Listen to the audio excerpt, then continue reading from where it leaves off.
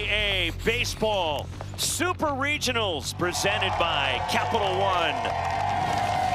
Electric Morgantown. They've been camping out since early this morning to get a spot for Game 1 of the Super Regional between the Cal Poly Mustangs and the number 16 national seed, the West Virginia Mountaineers. Pepperoni rolls have been handed out on the Randy's Hill. Pepperoni rolls. This is just an electric atmosphere, and what a place to be for the Super Regionals and the first Super Regional to get going. And the road to the College World Series in Omaha, you see the bracket where the winner of our regional will match up against the Troy Little Rock Super Regional winner. Some party crashers on this side of the bracket for the Men's College World Series. Along with Jensen Lewis and our ESPN crew, Roxy Bernstein with you. Welcome to Morgantown. It is rocking, and these two teams have never been to the College World Series. History will be made here this weekend. Well, if you like March Madness for basketball, May Madness may have just one-upped it here in the college baseball regionals. But as you said, we're on to Supers. You're 2 wins away from punching your ticket to Omaha. One of these teams will be headed there for the first time. Well, West Virginia, such an emotional weekend last weekend, had to fight their way into the Super Regional and gave everything they had against Kentucky. How about 5 runs in the top of the 9th? Paul Schoenfeld will never pay for a drink ever again in Morgantown as the go-ahead 2-run homer. And then Armani Guzman, come on down in the 10th inning, walk-off, Q Country Roads leading them straight to a Morgantown Super Regional to get underway today. Armani Guzman was the hero, driving in that winning run. And he's a leadoff batter for West Virginia, sets the tone for the Mountaineers. On the other side, the Cal Poly Mustangs made the almost 3,000-mile trek across the country from gorgeous San Luis Obispo, California. And they're in a Super Regional for the first time. All they had to do was go through the top-ranked regional in the tournament. They never had to play #1 UCLA, but they did take out Virginia Tech, St. Mary's twice en route to a perfect LA regional record. They are loaded and ready to go with that man behind the plate, Ryan Taman, as the Big West Coast Player of the Year in the middle of their lineup. And the real thump, but single-season record-tying home runs for Taman this year. Cal Poly in West Virginia. Game 1 of the Supers. Lineups at first pitch next from Morgantown.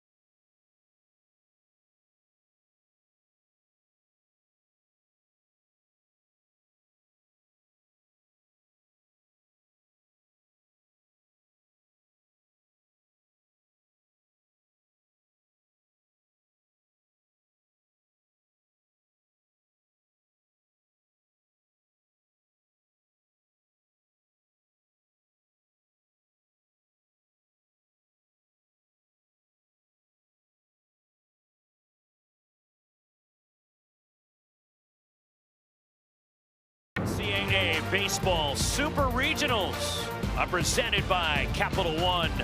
What's in your wallet? And in part by America's Best Eye Care and Eyewear. Thousands of doctors focused on two things: your eyes. Our eyes are set on Wagner Field at Kendrick Family Ballpark in Morgantown, West Virginia. And Chanson Cole, first team all Big 12, makes the start for the Mountaineers. Ace 1A, 1A, Ace 1B for head coach Steve Saban's got the first start in the regional. You'll see that sinker slider changeup mix that was so dominant over the weekend. A guy that is very calm, cool, and collected, but very quick and efficient. Will fill up that strike zone, and you're gonna see that tunneling action. Sinker going into the righty, slider away from it. Let's have a dandy here on a beautiful afternoon for baseball. Nate Castellón climbs in, and the first pitch is fouled off by the Cal Poly shortstop. We are underway from Morgantown, game one of this best-of-3 Morgantown Super Regional. A look at the lineup for Larry Lee and Cal Poly: 39 and 22. Ryan Taman, the Big West Player of the Year. The cleanup batter is a ball hit well to left, back on it, just shy of the track. Ben Lumsden makes the catch, and that's how this Super Regional begins. Now Chanson Cole going to fill up the zone. He's going to challenge you with that sinker, and he's going to try and get ahead and generate a lot of ground balls. This is a staff that led the Big 12 in team ERA, 9th nationally. They're not afraid to attack from pitch number one. One gone, fly out to left, and now the all-time hits leader in the history of Cal Poly baseball.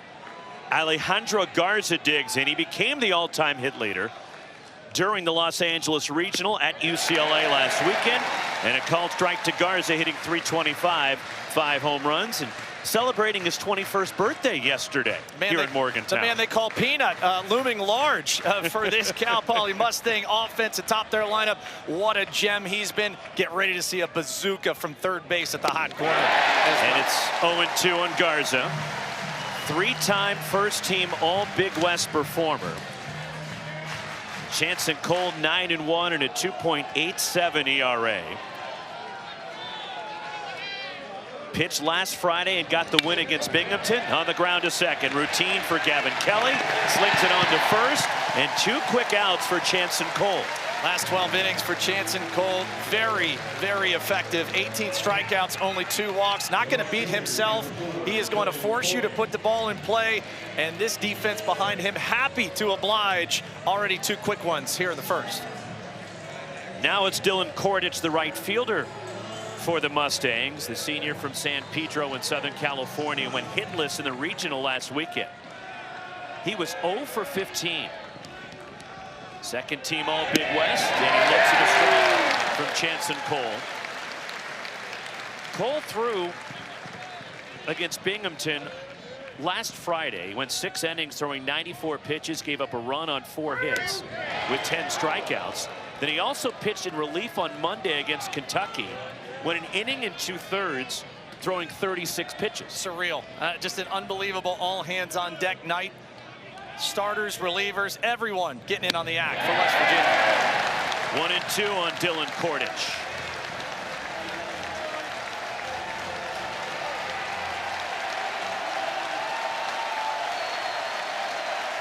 Overshift on for the Mountaineers, and Kordich flares one the other way, and that will reach that grass berm down beyond the third base dugout. And the count holds 1-2 on Dylan Kordich here with 2 down to the Cal Poly first. Yeah, left-handers have probably had the most success against Cole throughout the year. A .277 average. Righties very paltry at a .156. A 6'4" right-hander on the hill. Chanson Cole. The pitch. That went in what would be the dirt, and it's 2-2. This is a completely artificial surface. The field turf here in Morgantown. And Cal Poly's barely played on a surface like this all year. The majority of their games have been on natural grass.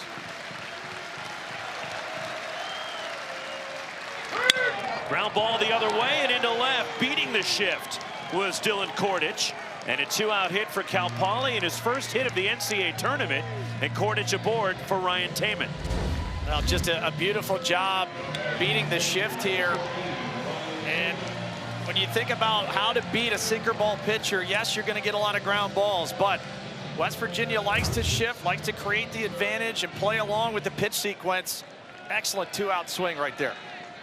Now here is Taman, single season record tying 18 homers for the Cal Poly catcher. And he gets under this one, a towering fly, playable in left. Ben Lumsden coming over toward the line. And he makes a one-handed catch to retire the side. For the Mustangs, one hit, one left. They're loving it here in Morgantown. So is Pat McAfee. The king of Morgantown is in the house today.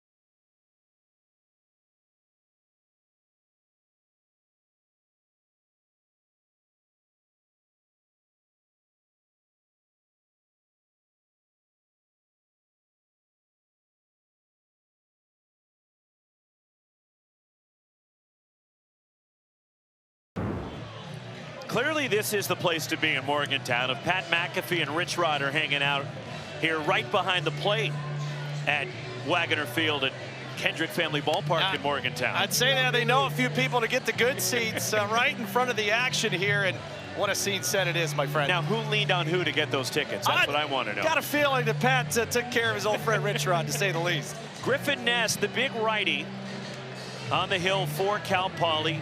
Not an overpowering pitcher, but he has been great in the postseason. Absolutely. Fastball, curveball, changeup, again, about 87 to 90 miles an hour. 4 career postseason starts. How about a .27 ERA? Steering the ship today, Roxy. It is a hostile environment. Manage the emotions. Try and get some quick outs and get your boys back to the bat rack. Larry Lee and the Mustangs finished second in the Big West this year to UC Santa Barbara. And over 750 career wins for Larry Lee in his 24th season as the head coach in San Luis Obispo. They went 22-8 in the Big West. And Santa Barbara was the 2 seed of the Austin Regional, losing in the regional final to Texas. And Cal Poly breaking through for their first Super Regional appearance this year. And the lineup for the Mountaineers and for Steve Sabins, with a lot of depth to this lineup and a lot of speed, and they will put pressure on Cal Poly all series long. The last 2 days of the Morgantown Regional, Steve Sabins made a tweak to the lineup, inserting Armani Guzman at the top as the leadoff man. All he did was return the favor, a .455 average, 8 runs scored, and of course, one of the big moments in West Virginia history, the walk-off to punch their ticket right here this afternoon.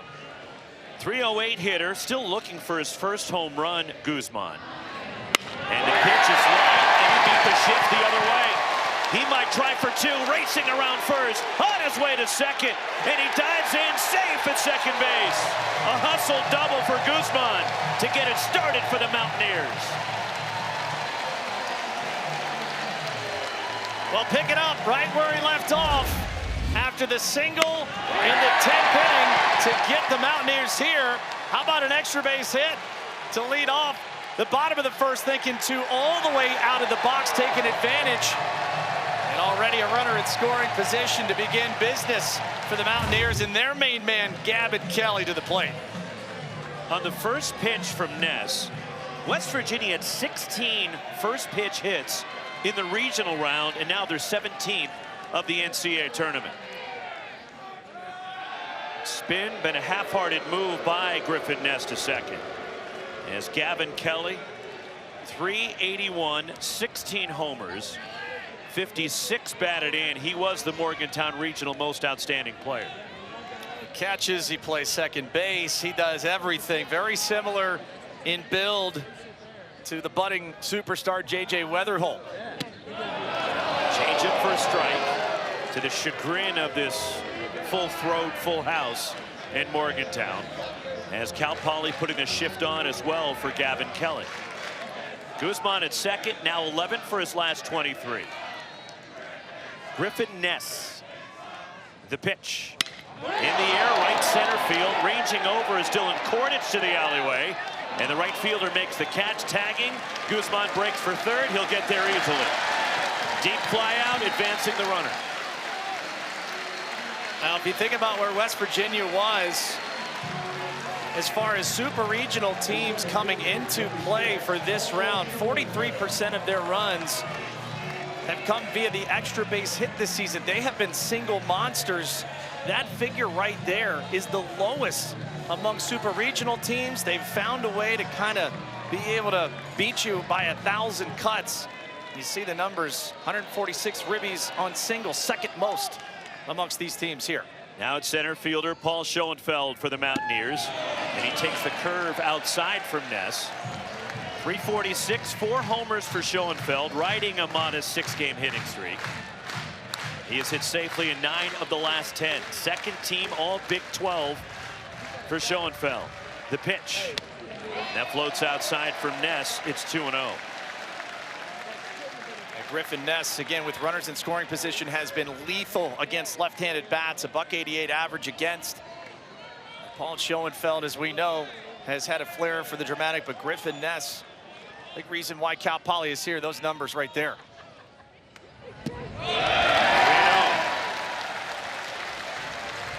Schoenfeld, who's bounced around, began the season as a left fielder for West Virginia.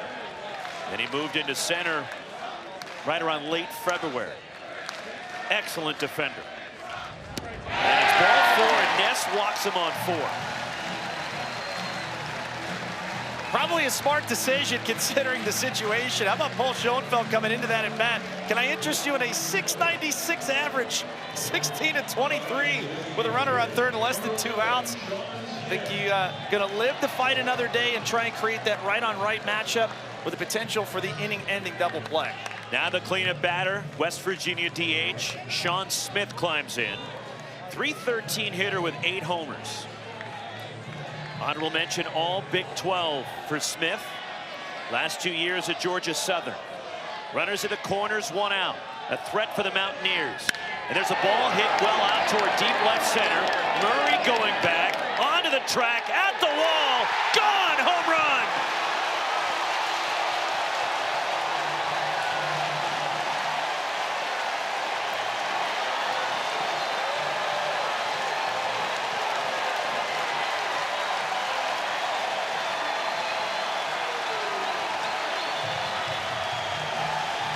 Oh, Pat McAfee loves it. Sean Smith's gonna like it even more. And for the man that had more hit by pitches in the regional round than hits, sucks the biggest one here to get a 3-run homer. And West Virginia with an early statement. Big ball to get them rocking and rolling here in Morgantown. 9th for Sean Smith. Still just 1 out. As Ness missing ball 1 to Matthew Gravelin, the catcher. Boy, what a start for West Virginia to the Super Regional.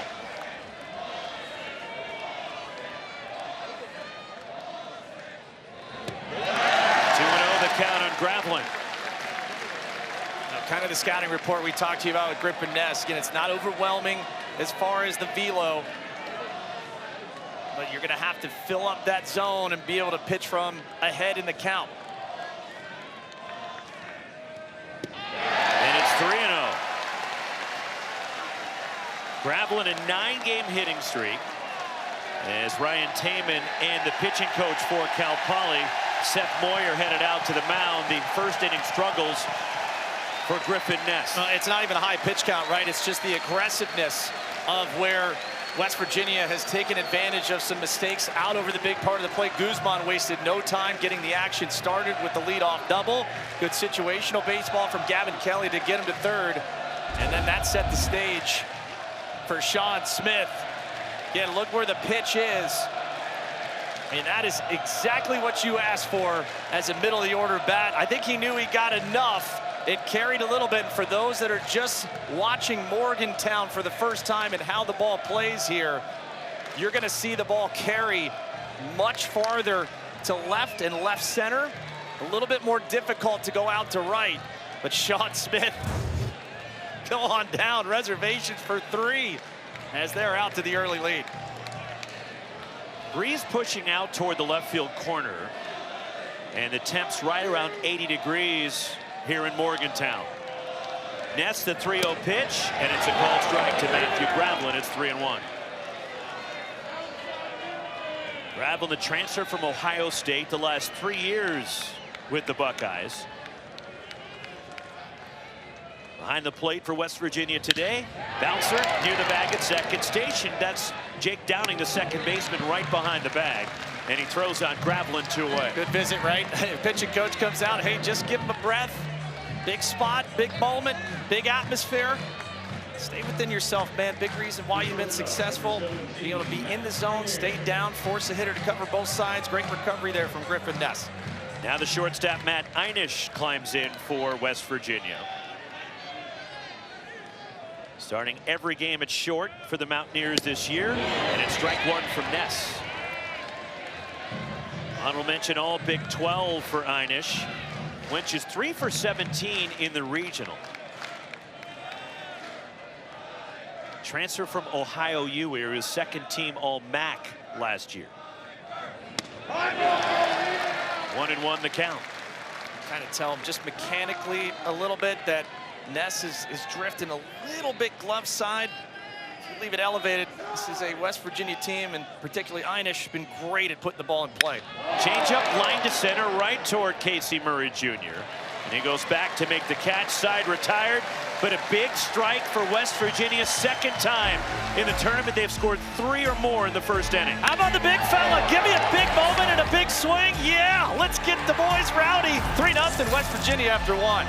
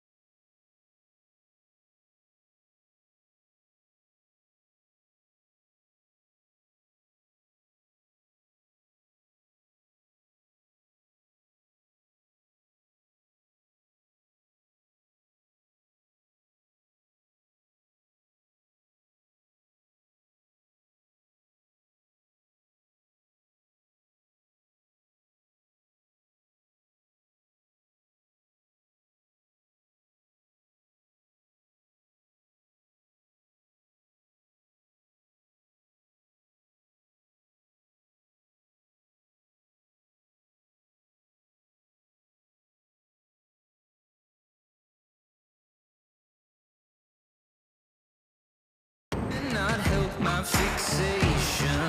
The real fun just getting started. Run straight for the breakaway. The celebration is on.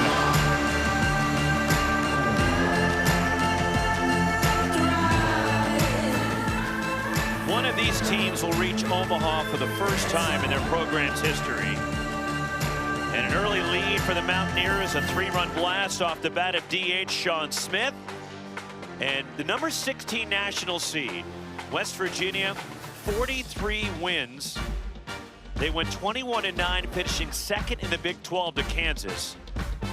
Max Yale, who we expect to see potentially tomorrow, the Big 12 pitcher of the year. As Chanson Cole starts off the second, Cam Hoyland takes a strike. The DH for Cal Poly hitting .315, 6 homers for Hoyland. Homered twice in the regional in LA last weekend. 6-game hitting streak for Hoyland. The last 9 games, he is 13 for his last 28. Line drive, left center toward the gap. That'll get all the way to the wall, and Hoyland digging for 2. And a leadoff double for Cal Poly to start the second.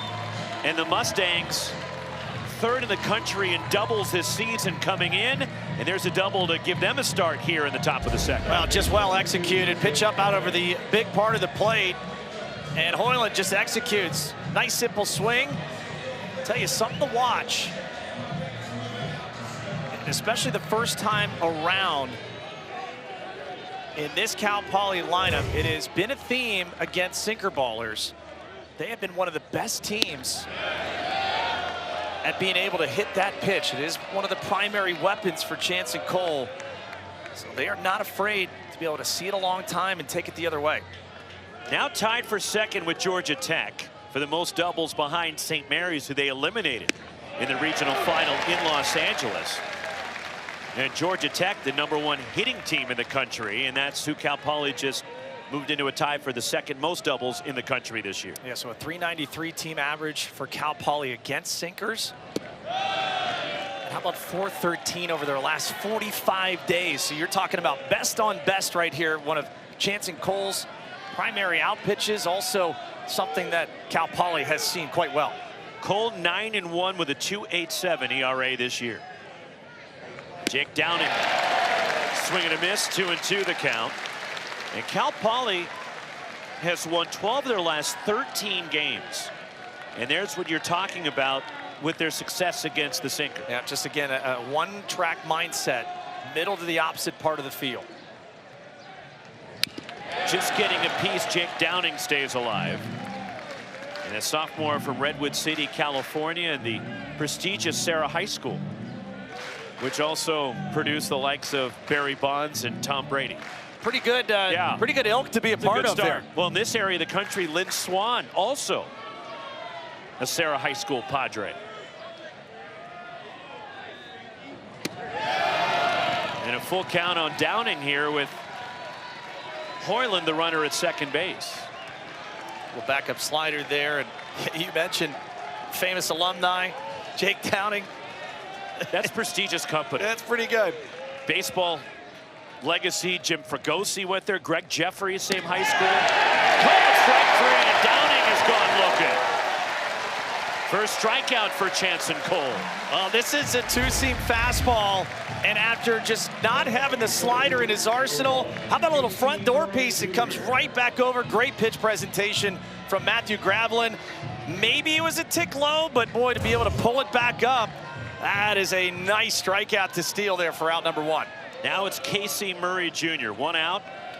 Cam Hoyland, the runner, at second for the Mustangs. And fouled off by the senior. Casey Murray Jr. had a red-hot regional at Jackie Robinson Stadium last weekend. Went 7 for 12, drove in 5. He is the Big West Defensive Player of the Year and a second-team All-League performer. 3rd year at Cal Poly for Murray.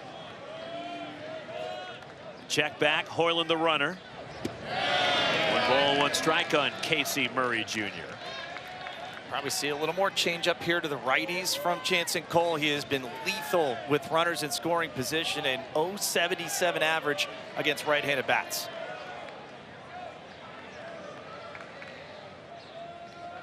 The 1-1 pitch.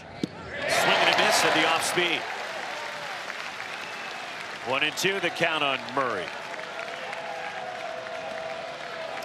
Cole, who has won his last 5 decisions,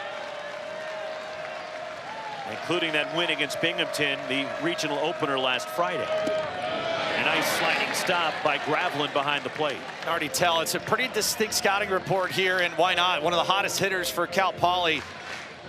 Murray Jr. just, how about 10 for his last 16, and it's been with authority, so already can tell with the base open, trying to avoid damage.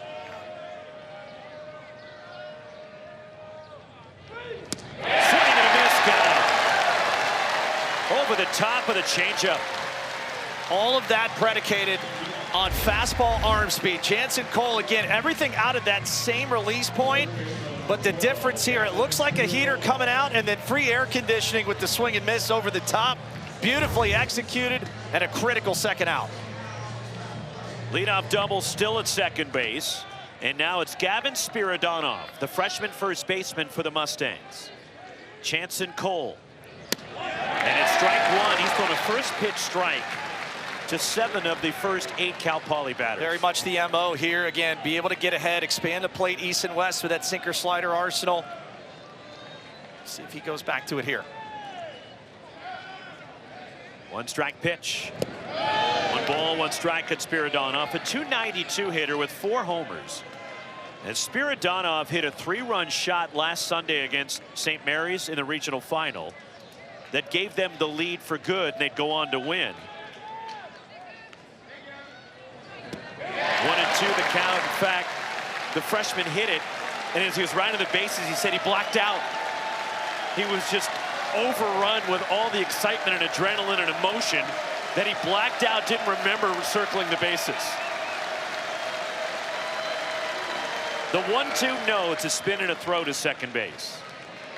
With the pitch clock winding down on Chanson Cole. Now, credit where it's due. Cal Poly has made Cole work here a little bit. 30 pitches thus far. For a guy coming off a relief appearance on Monday night, interested to see what his length will be in this outing. The 1-2. Swing and a miss. Tied him up on a pitch down and in. And 3 straight strikeouts to wiggle out of it after the leadoff double for Cal Poly. How about a shutdown inning from one of the aces of the Mountaineer staff? Can I interest you in 3 punch outs for the frame? How about we get a little bit of going now with a changeup looking, with a little changeup swinging, and then one more time for good measure. Outstanding from Cole in the second.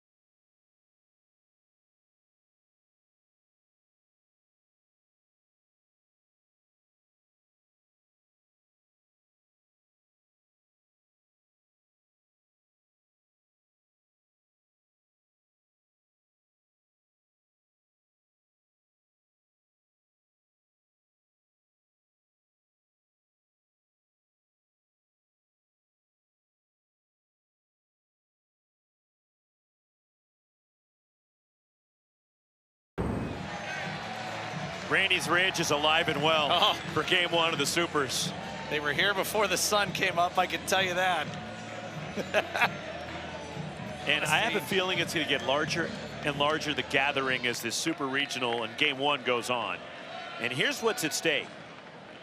As both West Virginia and Cal Poly, then you look at who this Super Regional matches up with, Little Rock and Troy, all looking for their first trips to Omaha. And I think first, the operative word, first time, what, since 1999 that all 8 participants going to Omaha this year will be completely different than the year before. Not one team that we saw in the College World Series last year will qualify this year. We'll have a new national champion. LSU didn't even make the tournament. The #1 national seed UCLA dispatched. Popped up, shallow left center off the bat of Brody Kresser. And the left fielder, Dante Bikini, over and in to make the catch. And there's one gone here in the last of the second inning. The NCAA Super Regional coverage continues this weekend on ESPN, ESPN2, ESPNU, and ESPN+. For more information, visit ncaa.com, the home for all NCAA championships.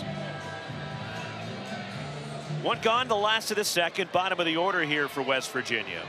After a flyout from Kresser, the 8-hitter, Ben Lumsden digs in. And he takes a strike from Griffin Ness. 258 with a homer for the Mountaineers left fielder. 6 for 14 in the Morgantown Regional. Had a big home run, 5 RBI, 9 walks to lead the team. He was an igniter from the bottom of the lineup. What was the default as Ferris Bueller's Day Off? Nine times? I would imagine that some people are taking some days off today, whether it be PTO, whether it be voluntary. A few people skipping out on the afternoon. 1-1 the count on Lumsden. One gone, last of the second. Griffin Ness, the pitch.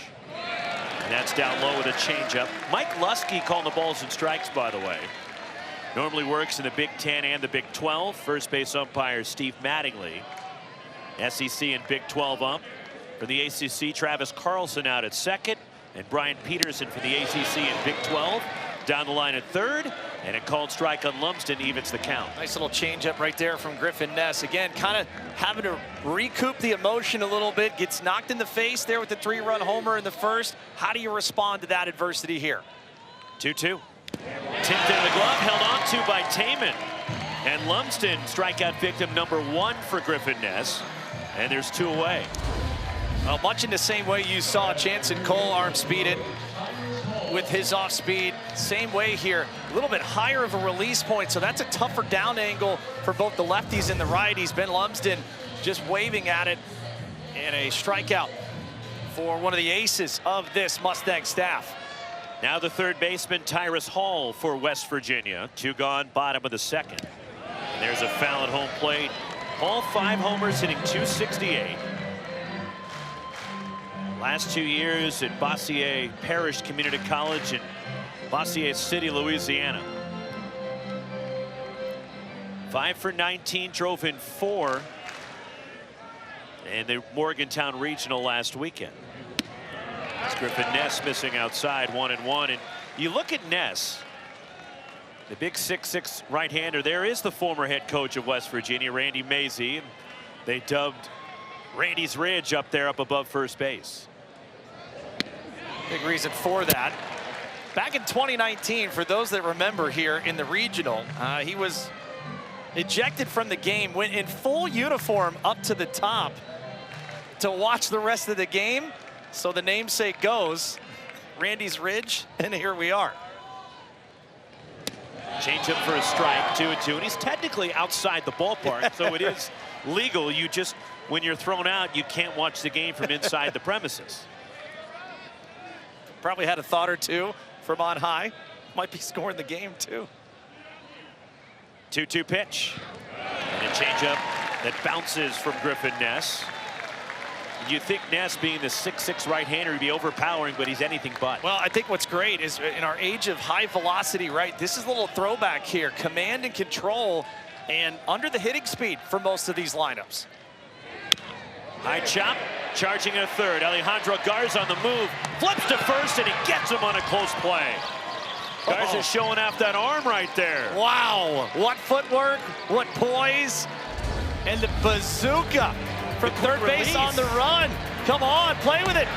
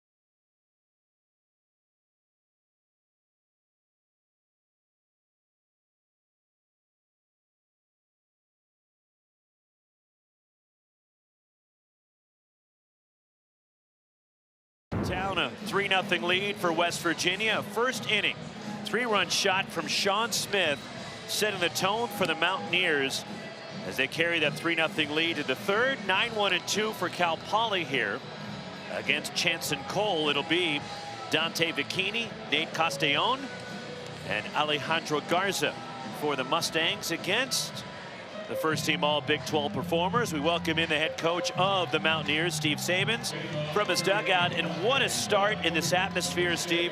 How critical was it for your team to set the tone like you did in that first inning? Yeah, it was great. They came out swinging, had some great at-bats. Cresser!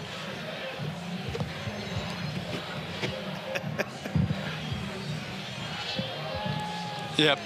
Started off with Guzman, right? I mean, stretching that single into a double and just bringing aggressiveness and fearlessness was a hell of a start for the Mountaineers. Coach, appreciate your time. Thank you. you. Steve Sabins, the head coach. Second season as the head man, 11th overall as the head this West Virginia program for Sabins. And a couple strikes on a fastball over the inside edge to Dante Vicchini. It's 1-1. I can tell you that man as locked in as it gets, and I mean from just talking with us yesterday, his eyes was locked in from down there. Really? Oh, I mean, when we were sitting with him on the patio, he's got eyes on a swivel. He's checking everything that's going on. Man does not miss a detail. Big reason why these guys are 2 wins from Omaha. 3-1 on Vicchini. And a really good regional in LA as the 9-hitter. Correction, 2-2 the count on Vicchini. He went 5 for 11 in Los Angeles last weekend, and he fights that one off. And that one dribbles foul over behind Larry Lee, the head coach of the Mustangs, in the third base coaching box. How about the Vicchini family? Has a fraternal twin sister, Bianca, and then his older brother and sister, Dominic and Sophia. Go figure, fraternal twins as well. And he's caught looking. 4 consecutive batters that Chanson Cole has struck out. He has been really good with the 3-pitch arsenal. Sinker, slider, changeup. How about a little a slider? And that one probably fooled Vicchini just enough where it looked like it might have stayed out, but it had that sharp late break. Freezes him for his fork punch out of the afternoon. Now back to the top of the order, and Nate Castellón. And he takes a strike on the inside edge. 9 of the first 10 batters, first pitch strikes for Cole. Great way to do business. Makes life easy. Forces the hitter to be defensive. Right at the knees. 0-2. Castellón, a 10-game hitting streak. First team all Big West. The 2-strike pitch. Chasing one. That's 5 consecutive batters that Cole has struck out. Well, and it hasn't mattered between the slider or the changeup. Chanson Cole is absolutely in the zone right now. This time, yeah, a little free air conditioning on the changeup right there. Fastball arm speed allows you to expand north and south. He is on point here so far this afternoon. Alejandro Garza, the hitter now for the Mustangs. As Cole winds, and it's an off-speed down low. Garza, the all-time hits leader in Cal Poly history. He set that mark. Now 253 career hits at the LA Regional last weekend, and he waves through a breaking ball. 28 multi-hit games too, leading the team, and these 2 guys at the top, Castellón and Garza, have been the table setters for Cal Poly. 2-1 the count on Garza. And since May 9th, Cal Poly has the best winning percentage in the country. Won 12 of their last 13. And they swept through the Los Angeles Regional last weekend. Mighty cut by Garza, it's 2-2. They outscored their opponents 25-5 in Los Angeles, which is crazy because when they won the Big West tournament 2 weeks ago, they scored a total of 11 runs over 4 games to win it at Cicerone Field in Irvine, California. Full count on Garza. You got the opposite end, the extremes, right? Coast to coast, almost.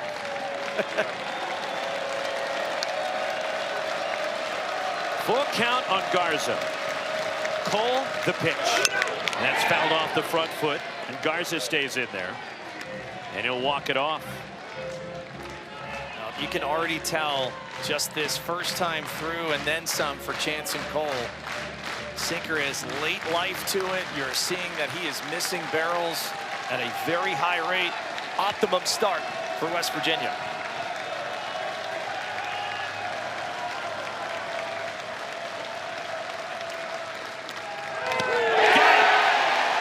Cole strikes out the side. 6 straight hitters that Jansen Cole has struck out.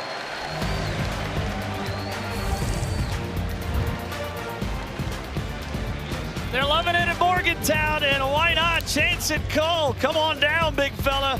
Feeling it here this afternoon at West Virginia.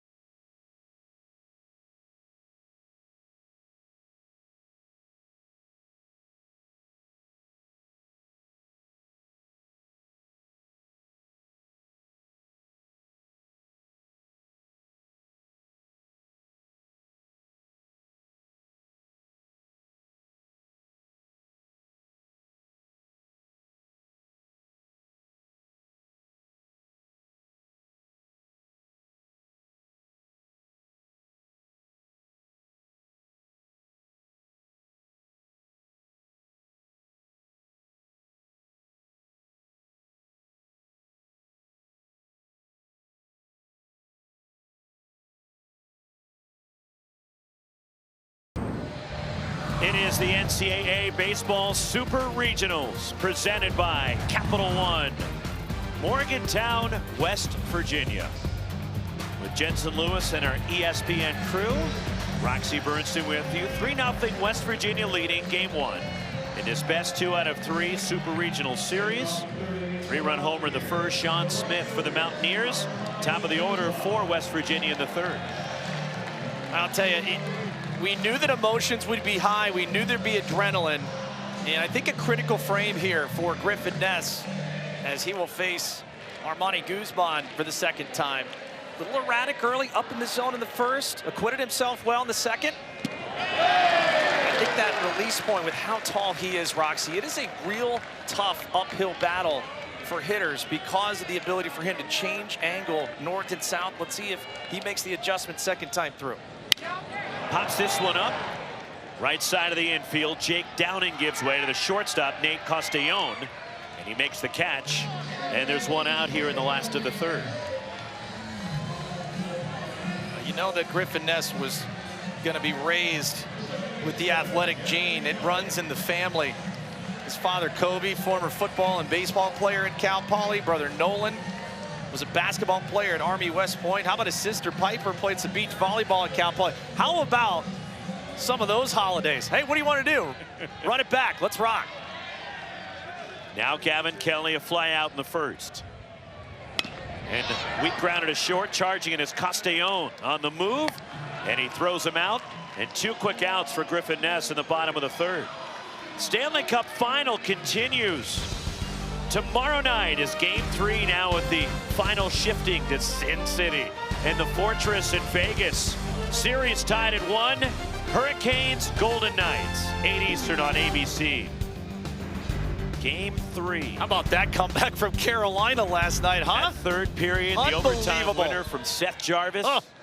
And the power play goal by the Carolina Hurricanes. They could not afford to go down 2-0 heading to Vegas. Did not look good through 2.5 periods, that's for sure. Steve Saban's taking some time here.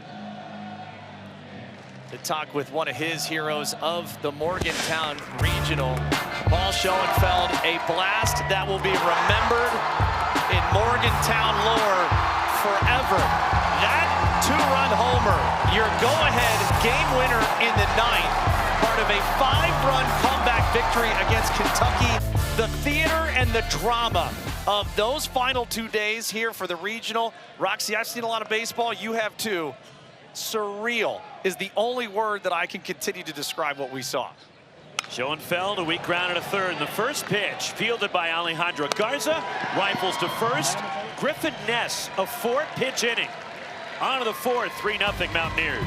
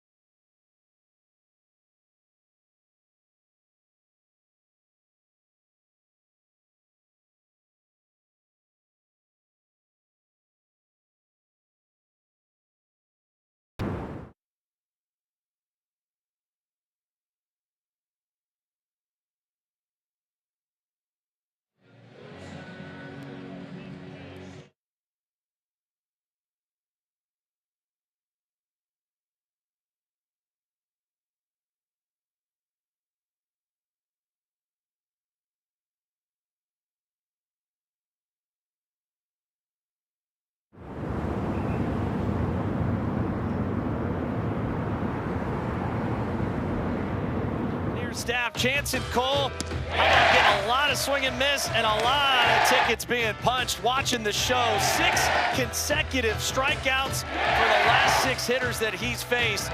An array of off-speed, sharp breaking ball, devastating changeup, and the faithful here in Morgantown absolutely loving what they're seeing from their big right-hander. Heart of the order for Cal Poly as we go to the fourth. And the first Big 12 pitcher with 6 straight strikeouts this season. What a time to have it, huh? Dylan Kordich, who singled to the first, will lead it off. Ryan Taman, Cam Hoyland to follow for the Mustangs. And the first pitch is in the air to right field. Going back on it is Guzman to the track, at the wall, gone, home run! First pitch ambush. Dylan Kordich gets the Mustangs on the board. Well, that's the rebuttal you were looking for if you're Cal Poly. You needed a moment after the quick, and I mean inning of alacrity from Griffin Ness. 4 pitches to get the boys back to the bat rack. Yeah, let's get it rolling. And that a statement blast to get Cal Poly on the board. 10th homer for Kordich. And the senior gets Cal Poly on the board as Ryan Taman looks at a strike. All you can ask for, right? Middle of the lineup to be able to take advantage of mistakes. And Kordich just knew it. That is up, elevated, and right into the happy zone. Did not miss. Big one there for Cal Poly. Tied up Taman, and it's 0-2. Kordich also hit a huge 3-run homer in the Big West tournament final against UC San Diego. Taman rockets that one down the left side, foul. Can already notice a change here, Roxy. You've got second time around here for this Cal Poly lineup. Hyper aggressive early in the count, not wanting Chance and Cole to have a chance to get to that devastating off speed. Here comes the 0-2 to Taman. 1-2 the count. Taman a 13-game hitting streak right now, and tied for the single-season home run record in Cal Poly history. Monty Waltz established the record in 1985. And the LA Regional Most Outstanding Player, 2 homers last weekend in Los Angeles. That's their guy. Love what he does. Just got a piece, and it pinballs around behind the plate. Taman's still alive. Probably one of their best, if not their best, pro hitting prospect. Last 2 years at Cal, then moving closer to home, San Luis Obispo. And if you're wondering where is San Luis Obispo, it's about halfway in between San Francisco and LA. About 3 hours from each. And not often that you get the hometown kid that stays home. Usually it's go north for school, go south, but staying home, one of the pride of the area. Struck him out. Off speed, down and in. 7 consecutive outs via the strikeout for Chanson Cole. Well, the changeup has been very, very efficient, especially under the barrel of right-handed hitters. This is all arm speed. Again, when you got to sit for the sinker and be ready to kind of lift it, that changeup just bottoms out, and you don't have enough real estate to go down and get it. 7 straight strikeouts for the right-hander. Sophomore from Boiling Springs, South Carolina, transferred to West Virginia. As Cole facing Cam Hoyland, who doubled in the second. Cole last year pitched at Newberry College, a private Lutheran college, Division II in Newberry, South Carolina. His demeanor would be indicative of that part of the country, just kind of down home, quiet, but full of confidence. There's a strike to Cam Hoyland. It's 2-1. And last year at the Division II level, he was 7-5 with a 3.39 ERA. Blossoming here, moving up to the Big 12. The other way, slicing foul off the bat of Hoyland.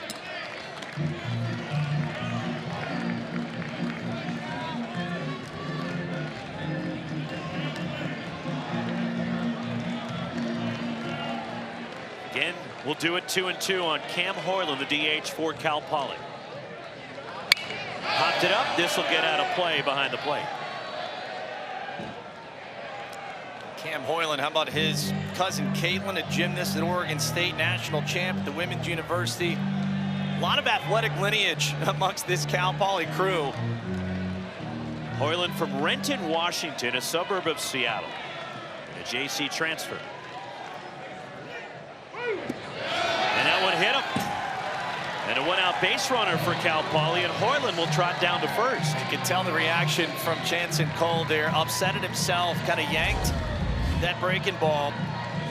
And Cam Hoyland, the beneficiary right there, just standing tall and backside of the foot right there, inside of it, the instep. Well, that brings the tying run to the plate. Good visit here from Matthew Gravlett just to kind of get Chanson Cole back to center.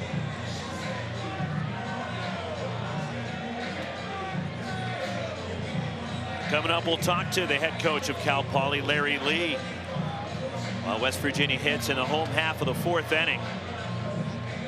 24 years at Cal Poly, and what a program he has established. 16 of his Cal Poly players having reached the major leagues. There were only 9 before his tenure, from the 1930s to the early 2000s.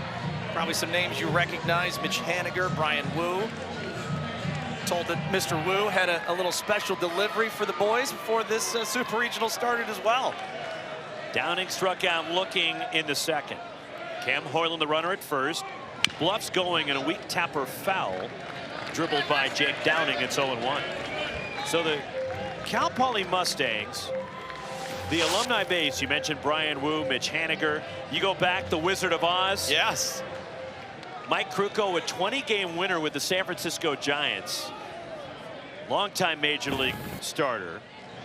And also you see the name Brooks Lee.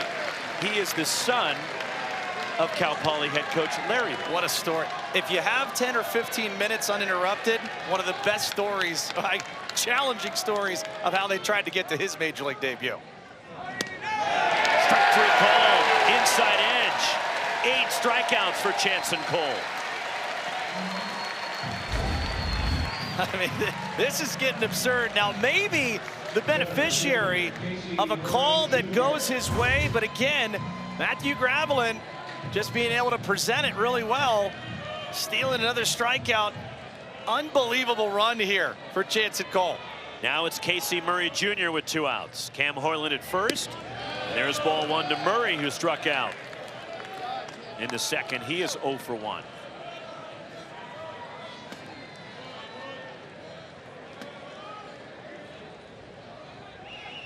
The pitch, and Murray takes a strike. Sinker at the bottom of the zone, 1-1. And they call Boogie because he was born on Halloween. Well, he's been the boogie man for this lineup, one of the hottest hitters, and will try and counteract how hot Jansen Cole has been. Foul tip to the plate by Casey Murray Jr. 1-2 on the Mustang center fielder. Cal Poly getting on the board here in the 4th. The leadoff homer by Dylan Kordich, his 10th of the year. And 5 of the 10 have come since May 1st.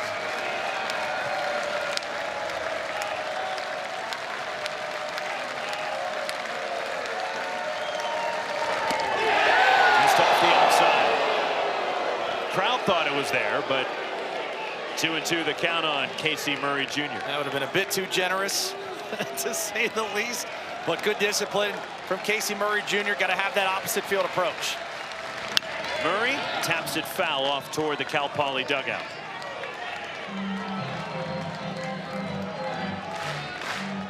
Well, for 2 teams that came in since May 1st, really twirling the ball well. West Virginia, 9 occurrences, Cal Poly 8. They rank 1st and 2nd respectively in allowing 2 runs or fewer.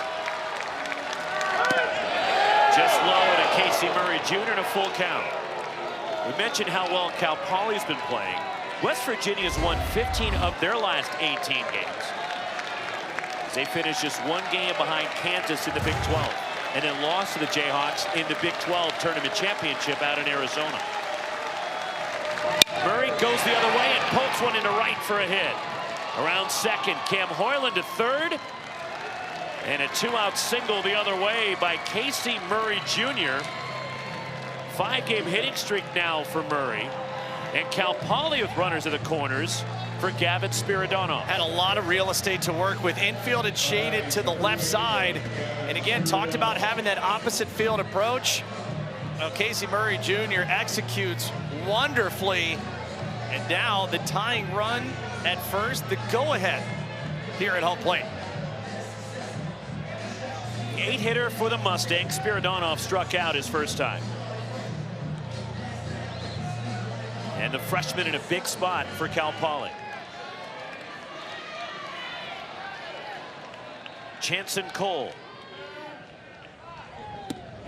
Ball 1. Spiridonov, who bounced, played some third, played some second base for Cal Poly this year. And he took over the first base job around the middle of April. And a strike to Spiridonov. And Larry Lee, pretty much the first 2 months of the season, was trying to find where the pieces were going to fit.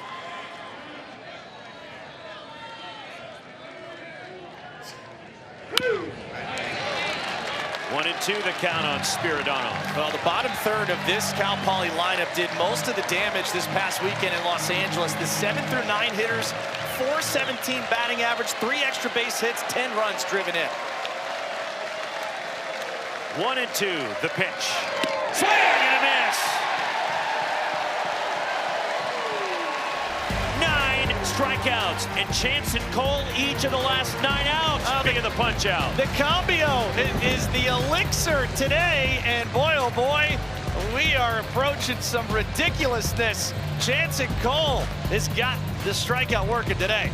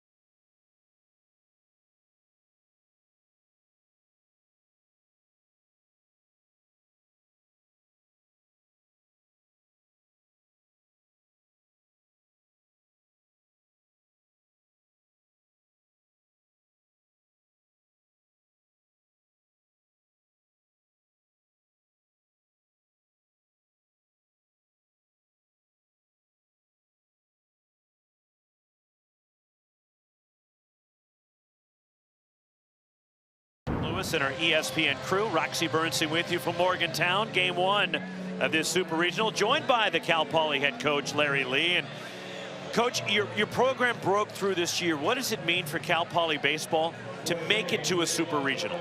It's big. You know, it's tough just to get an opportunity to play in a regional, get a berth, and you know, we were lucky the last 2 years. We had a conference tournament for the first time since the 1990s and won both of them and had an opportunity. So, yeah, it's been good for our program.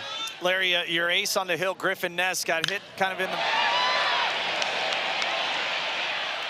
Gets past the diving Casey Murray Jr., backed up by Dante Bikini. And Sean Smith, the leadoff double to open up the bottom of the 4th. And I was going to ask you, Coach, Griffin was, you know, really good bouncing back after that first inning. What have you seen from him the last couple? Well, first inning was obviously shaky. And he settled in, threw very well for a couple of innings. Obviously, we just gave up the leadoff double. We just got to stay close, got to shorten the game, and just try to be within 2 or 3 runs in the latter third of the game. And that we're doing that. We missed on a couple of opportunities where, I don't know, second inning and then last inning we had opportunity to drive some guys in and didn't put the ball in play. So that's, you know, their pitcher is keeping us off balance a little bit. He mixes pretty well. Larry, appreciate the time. Thank you. Thanks, guys. Line foul by Matthew Graveline. Leadoff double by Sean Smith. Almost felt a very carbon copy of the swing that ended up leaving in the first inning. You see Coach Lee headed back, and the prowess that he has imposed here on this Cal Poly program, exceptional. In the air, right side, shallow right, hustling over toward the line, and a basket catch made. Now breaking for third is Sean Smith, and a tremendous throw. Dylan Kordich, the rifle to third, and the double play for Cal Poly. Boy, the ground that, actually they're saying safe at third base. Looking at the Cal Poly dugout of you a challenge on a close play. And Larry Lee saying, hang on a second. Well, first of all, the effort by Kordich to go get it, a little basket catch, and then an absolute howitzer. And with the carpet here, he gets a favorable short hop. Boy, oh boy, a close tag by Garza. And Sean Smith selling out there, and it was a creative slide, taking the right arm back, extending the left hand. And the throw a little bit offline from Kordich. 1 out, and Einish takes the ball from Griffin Ness. That was a tremendous slide, avoiding the tag. Creativity, right? You know, you're in the moment there. You can see where that fielder's getting ready to be able to grab the ball and apply the tag. Well done by Sean Smith. Here comes the 1-0 pitch. And it's 2-0 outside Griffin Ness. Matt Einish, a fly out in the first. He is 0 for 1.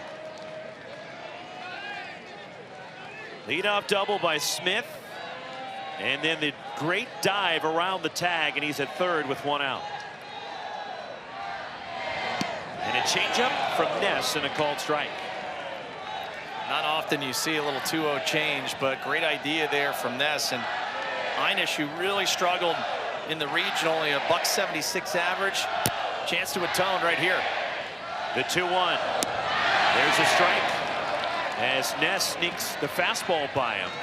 Corners are playing up a bit while the middle of the diamond is back. They will concede the run for the out. Yeah, and just remember the speed from Smith from third. Not a blazer by any means, but certainly one they could try and cut down at the plate. 2-2 the count on Einish. Ness, the pitch. Check swing, no one appeal. Tell you, West Virginia been the beneficiary of some close calls with Chanson Cole on the mound. Ryan Taman trying to steal a strikeout for his big right-hander. Good call by Brian Peterson at third on the no swing. The payoff pitch to Einish, and that one hit him. Or did it hit the handle of the bat? I think it hit the knob right on the bottom, and you could see him. If it would have hit his hand, I think we would have had a much more dramatic reaction. But you could see him kind of come forward.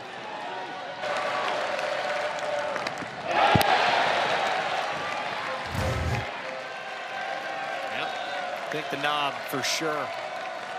Again, the 3-2 popped out of play. Now, it has been a real struggle for Einish. 2 for his last 15. He does lead the team with 47 walks, 9 hit by pitches. You're just looking for something elevated to try and drive it to the outfield.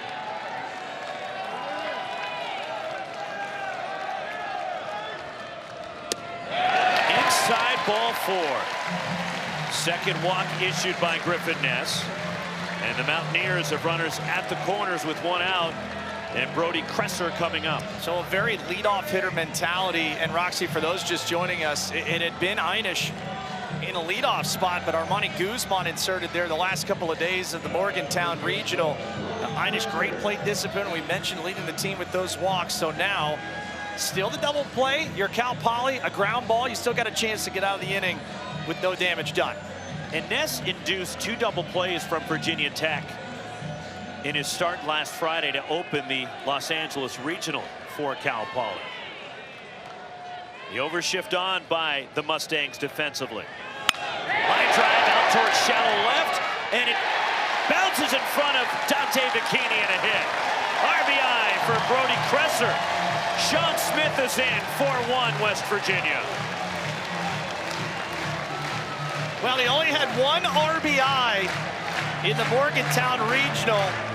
He has tied that already in the second AB, and just a sound piece of hitting. Yet again, something elevated, and that is where Griffin Ness has been hurt so far today. Middle to outer part of the plate. West Virginia has been exceptional at taking advantage of those mistakes. Cal Poly lucky that Dante Bikini came up with that on the short hop out there. If it skips by him, they're all still running. Called strike to the left fielder, Ben Lumsden. Sinking liner and an RBI single for Brody Kresser. Matt Einish, the runner at second. West Virginia getting that run back here in the bottom of the 4th. The homer in the top of the inning from the right fielder, Dylan Kordich. For those that have not watched a lot of Cal Poly this year, Larry Lee, very deliberate with his starting pitching, going to allow them opportunities to get deep into games, give them chances to work through adversity. Pivotal moment right here. That floats high away.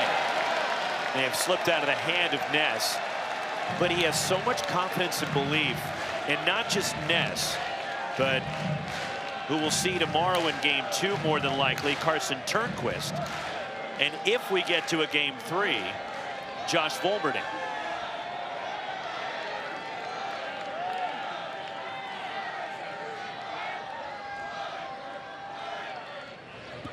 And it's 3-1 on Lumsden. Right now, the Cal Poly bullpen is quiet, and that would reinforce your idea of Larry Lee trying to have Griffin Ness work out of it. Hey, 127 postseason ERA through 4 starts, but up against it right here in the bottom of the Mountaineer lineup. 2 on, 1 out. Ness, the 3-1. Strike as he darts the outside corner with a fastball. Now, if I'm Ben Lumsden, again, you've got a pretty decent hold to the left side of the infield. You can shoot something through, you're going to count another one.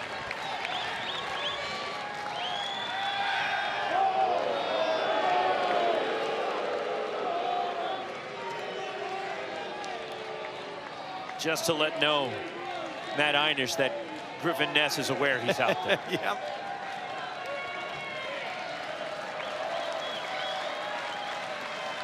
Full count, 1 out. The pitch. And it's ball 4. They're loaded for the Mountaineers. Well, Ben Lumsden had 9 walks in the Morgantown Regional. That led everyone on the West Virginia offense, making 10 so far here in postseason play.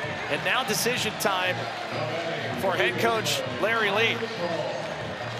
Mound visit, Seth Moyer, the pitching coach for the Mustangs.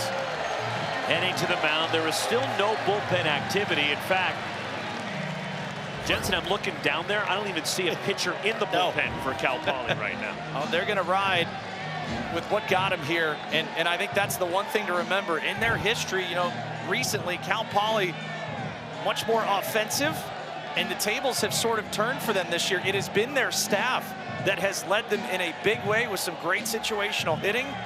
They're going to have to lean on their big right-hander right here in a massive spot. And a pitching staff that has battled some injuries this year. They didn't have their number 3 starter, Josh Volmerding, for a good chunk of the year. A big arm they were counting on. Leif Palmer, who transferred from Oregon State, was supposed to factor potentially into the weekend rotation. He was injured and lost for the season early. Very quick work and efficient work in the LA Regional. Different story so far for Griffin Ness today. Bases full, 1 out. The 9-hitter Tyrus Hall for the Mountaineers. Grounded out in the second. And it's ball 1. And in that regional last weekend, the collective ERA for Cal Poly was 1.33. It has been a trouble spot against righties with runners in scoring position for Ness. A .277 average against. Big opportunity for the bottom of the Mountaineer lineup. 2-0 the count.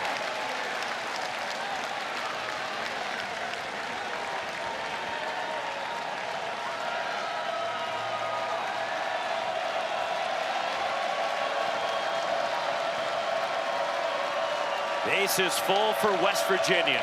Ness in desperate need of a strike. In the air to right, toward the line, racing back toward the corner. It is gone!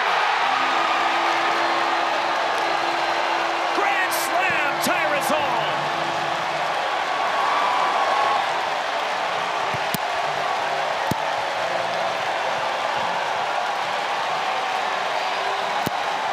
Well, he calls himself the 4th nailer as Pat McAfee cheers all around. If you've watched any big league baseball, you know Josh Naylor has had a flair for the dramatic and the big blast.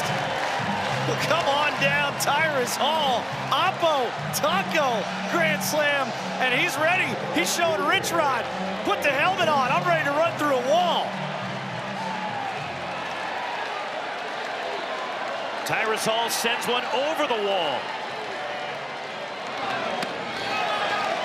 Ball 1 to Armani Guzman.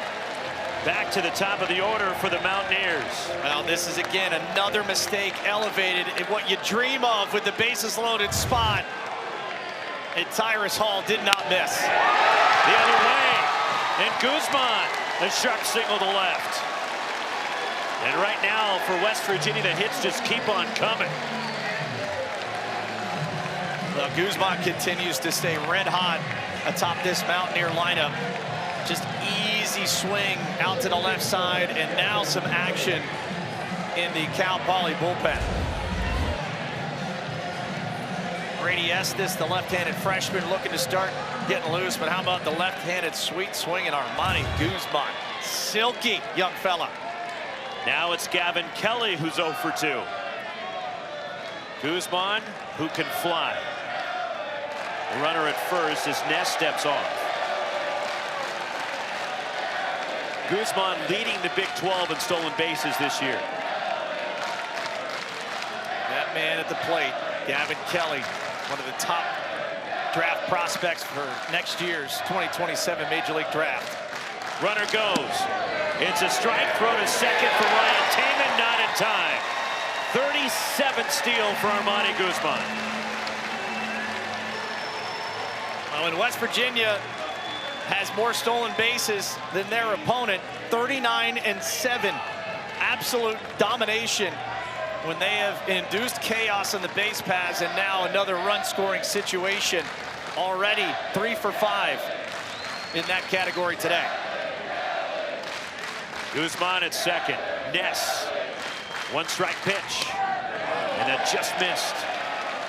1-1 the count is West Virginia, 100 or more steals in 4 of the last 5 years. And they finished second in the Big 12 in steals to Cincinnati this year. Well, Tyrus Hall, first career grand slam, and what a moment for it. The 1-1. 2-1 the count.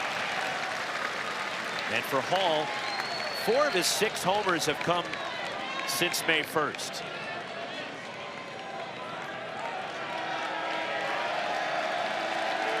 And Ryan Taman making a slow walk to the hill. Now, right now, you're just buying some time. He's going to call his infield in. But already down 8-1, and more damage looming here with the meat of the West Virginia order. The left-handed ace, Brady Estes, at least the fireman here, will be getting hot in a hurry. Now the plate umpire, Mike Lusky, going out to break up the meeting. That man has got to be enjoying himself here in Morgantown. Right now, everybody at the ballpark wearing the Mountaineer blue and gold, enjoying themselves. 3-run homers set the tone from Sean Smith in the first. And a 5-run fourth, highlighted by the slam off the bat of Tyrus Hall. 8-1 West Virginia. Still just 1 out here in the home fourth. After the mound visit, Griffin Ness. The pitch. And Gavin Kelly lays off. And his stance reminds you a little bit of Fernando Tatis Jr. with the hands high. Good little load. You want to talk about one of the freakishly good athletes, not only here, but in the country. Gavin Kelly, two-way threat. 3-1. And that's a strike from Griffin Ness to the outer half. And a full count on Kelly. First team all Big 12. You imagine this could be his last hitter with the lefty Schoenfeld on deck. Lefty Estes warming. Kelly second in the Big 12 in hitting this year, third in on-base percentage. Ground ball left side. Breaking for third is Guzman. No play for Nate Castellona, third. And Gavin Kelly thrown out, 2 away. Even though the ball was in front of him, a really good read by Guzman, knowing he could get to third. That was outstanding baseball instincts right there. Armani Guzman already premeditated. If he got the velocity off the bat, then he would be breaking for it and then forcing Castellon to have to go to first, and that's going to do it from what it looks like for Griffin Ness. So with the left-handed batting, Paul Schoenfeld due for West Virginia. Cal Poly will turn to the lefty. Brady Estes coming out of the bullpen. The freshman will face Schoenfeld, the 9th batter of this bottom of the 4th. Well, Tyrus Hall, what a moment for one of the biggest of your career. Bases loaded. How about an Apotaco off the facade over the right field wall? All West Virginia here in Morgantown.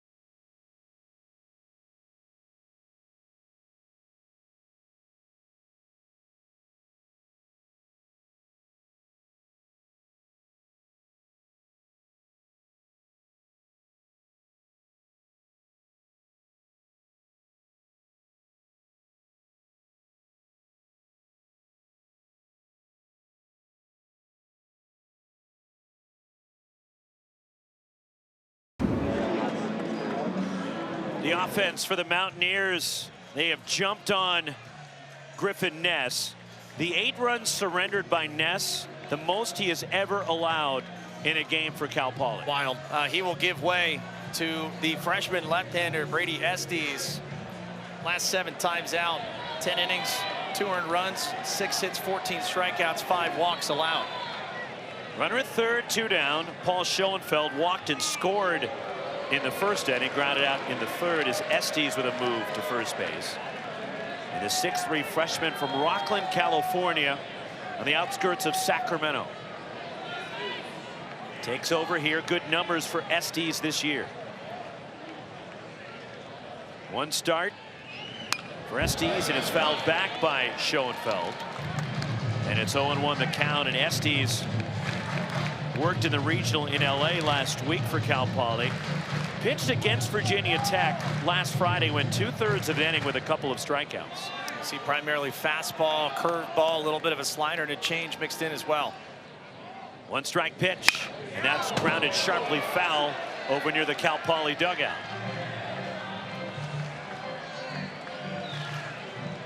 Yeah, not an overwhelming amount of velocity. Again, 87-91. He'll sit right around 89-90. Runners in scoring position has been very solid against left-handed bats, just a 227 average against. 2 strike pitch in the air, left field toward the corner goes Dante Vicchini. He'll have a play, and the side is retired, but not before. The Mountaineers send 9 to the plate. They score 5. The slam from Tyrus Hall highlighted the inning. Through 4, 8-1 Mountaineers in game 1.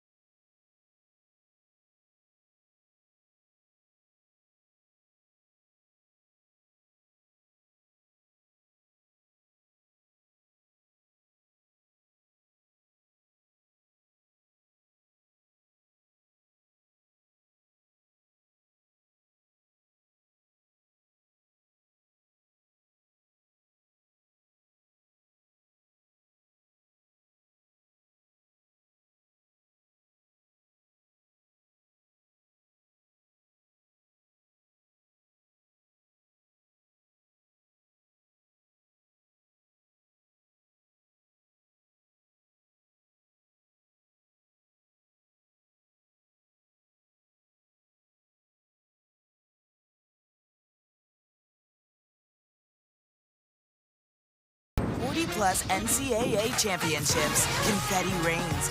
Nets are cut. Joy erupts. Hardware is hoisted. History happens here on ESPN, home of NCAA championships. Chance and Cole, each of the last 9 outs via the strikeout. Is that good? Yeah, it's gonna work. Pretty good, yes. Dante Vicchini leads off the 5th. Strikeout victim in the 3rd. He is 0 for 1. He shows bunt, and it's ball 1 to the Cal Poly left fielder. 9-1-2 for the Mustangs here in the 5th.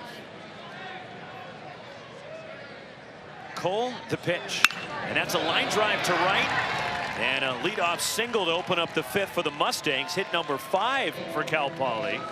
Vicchini is on now to the top of the order, and Nate Castellón. Just trying to get some momentum, right? You know, something here to get a little bit of a positive feeling back in your dugout. Leadoff single will help that effect. So it's the lineup, though, not going to go quietly. They have been outstanding. Again, 25-5 outscoring their opponents in the LA Regional, so it is definitely in there. Inside ball 1 to Nate Castellón. Fly out and a strikeout. And Castellón, 5th toughest in the country to strike out. And Cole struck him out in the 3rd. And he fooled him miserably there. It's 1-1. The slider's been a lead for Jansen Cole. You kind of pick your poison here. Slider has been good. Changeup has been good. A sword for those of you that are of that ilk as well. That was like a pitch where Castellón made up his mind before he was swinging. 1-2 now on the Cal Poly shortstop.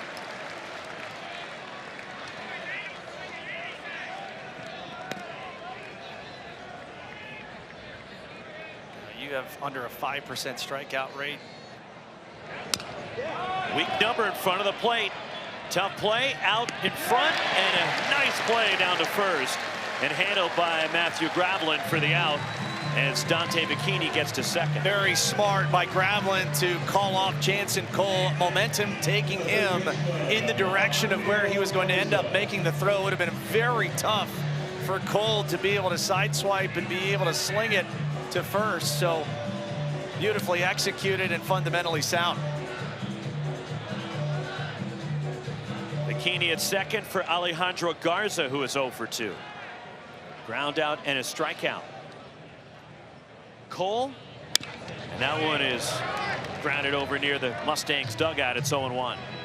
Played his high school career under his head coach and his dad, Mike. I'm sure there were some interesting car rides home after some good and bad games. Maybe you have to set the barriers on those Talk car about rides. it for 5 minutes and that's it. We're done. We're moving on. Or in the car, you become dad. Once you get into the car, That's right. No more baseball talk. Right. 1-1 the count on Alejandro Garza. 9 strikeouts for Jansen Cole. Ground ball to short. Matt Einish looks the runner back and throws out Alejandro Garza at first. Textbook right there, and there's 2 away in the Cal Poly 5th. The NBA Finals continue tonight. Game 2, the Knicks and the Spurs, 8:30 Eastern on ABC and ESPN from San Antonio. Then Monday at 8:30 Eastern on ABC, the series shifts to Madison Square Garden for Game 3. You can also watch the NBA Finals All Access with the Pat McAfee Show, an alternate presentation of Game 3 on ESPN. Sun's out, guns out for P-Mac today. No tank top? I was kind of hoping he would have stayed true to the brand there. That would have been great.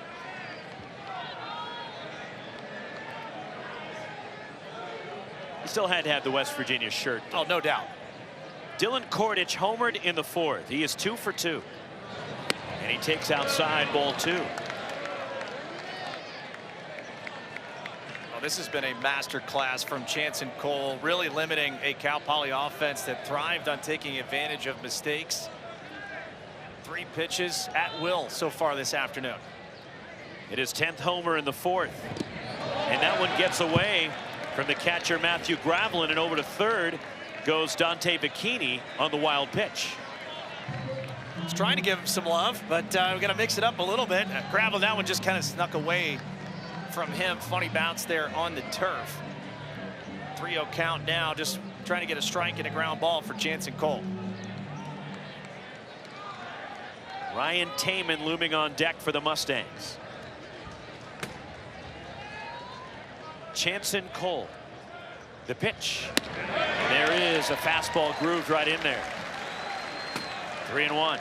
And you think with a 7-run lead here, the idea being at pitch number 90, 91 coming, just continue to fill up the zone.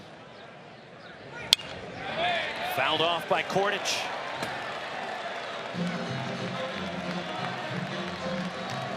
After it was 3-0, it's now full. And Kordich struggles last weekend, despite Cal Poly going 3-0 in LA. And a homer already in Game 1 of the Super Regional. Ground ball, foul of the first base side. Cal Poly right now, they've had 9 at-bats with runners on, only 1 hit, but nothing to show thus far. 0 for 5 with runners in scoring position. You heard Larry Lee visit with us earlier, said we had chances, and Jansen Cole has just wriggled off the rope. Dante Bikini, the runner at third. The payoff to Kordich. The other way, liner to left, back on his Lumsden, still going back, reaches the rim of the warning track, and he makes the catch on the line drive to retire the side. One hit, one left for the Mustangs. Chanson Cole has shut down Cal Poly through 5.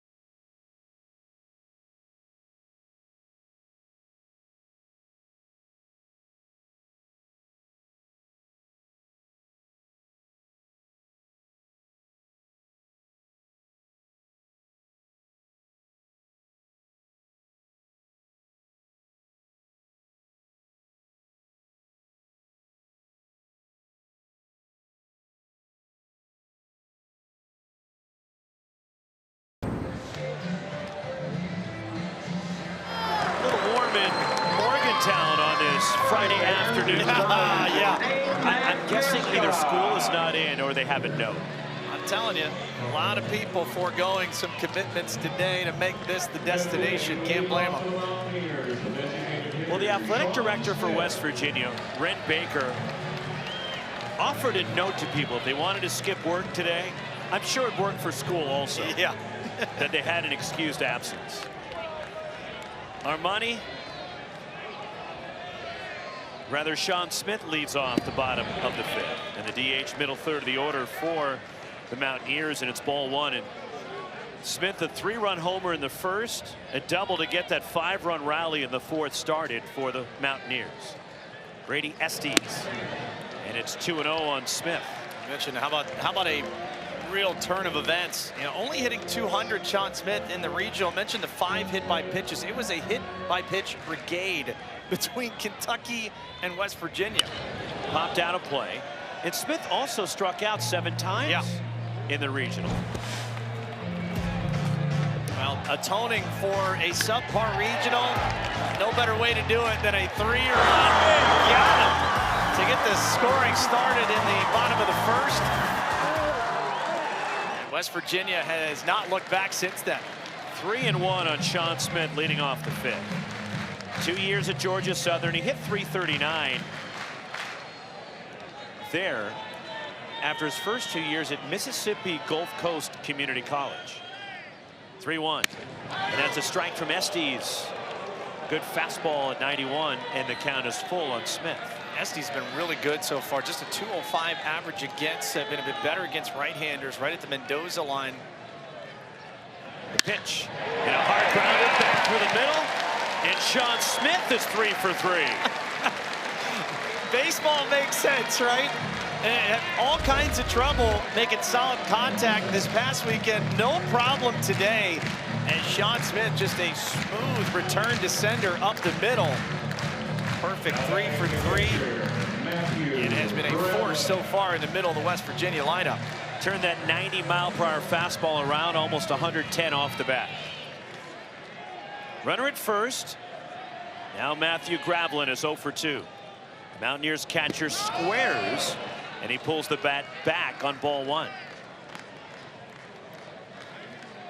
Now you think about where Gravelin and Gavin Kelly, both of them will share time behind the plate. Steve Saban saying they have been one of the great cores as far as a catching duo. that they have had in West Virginia history, and it shows. The versatility that Sabins has at his disposal with the movable parts, and Kelly can catch. Now he's at second base today. Gravelin's behind the plate. And it's 3-0 on Matthew Gravelin. Jansen Cole told us when we visited him yesterday, he goes, it's kind of weird. I can have a catcher and Gravelin behind the plate, and then Gavin Kelly is the catcher that's at second base. So I have a mound visit. I got two catchers telling me, like, oh, I'm seeing this, I'm seeing that. Nice luxury to have. Estes, the 3-0 pitch, and that is a strike, as Gravelin was showing bunt with no intention there. And we'll see, though, if they try to bunt here to get the runner over with 3-1 count. And it's in tight, 2 on, nobody out, and the Mountaineers are at it again. Well, the discipline so far that Steve Sabins' crew has shown has really been beneficial, especially in the middle of the lineup, and really setting the table for the bottom of the lineup to continue to be able to make life miserable for this Cal Poly pitching staff. Ryan Taman, the catcher, along with the corner infielders, visit the hill. Game 1 of the Super Regional here in Morgantown. And this whole side of the bracket, all 4 Game 1s will be today. Coming up later, Troy and Little Rock, and then North Carolina hosting USC. Mason Edwards, by the way, on the mound for Andy Stankiewicz and the Trojans. And then tonight on the Plains, Ole Miss and Auburn will get that Super Regional started. It's unbelievable. If you did not get to see the madness that transpired a week ago, 7 of the 16 national seeds bounce, including top-seeded UCLA, number 2 Georgia Tech walked off on by Oklahoma. Theater of the absurd for what we have seen. Matt Einish, ball 1. He walked and scored in the 5-run 4th, and a fly out in the 1st.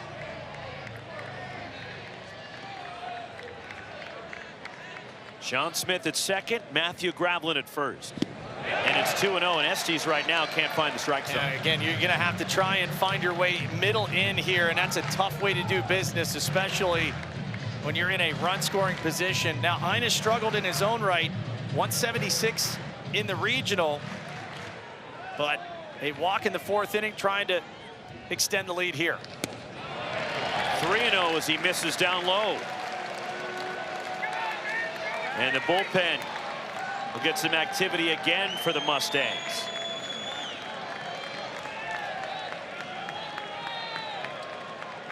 You know Einish is taking here.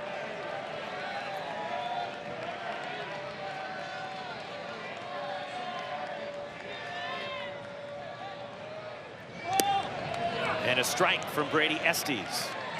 Right at the bottom of the zone to Matt Einish. It's 3-1. A chance to land a knockout punch right here, right? Nobody out. At minimum, Einish wanting to move both runners into scoring position. Hitters count for Einish. Runners go. It's ball 4, and they're loaded.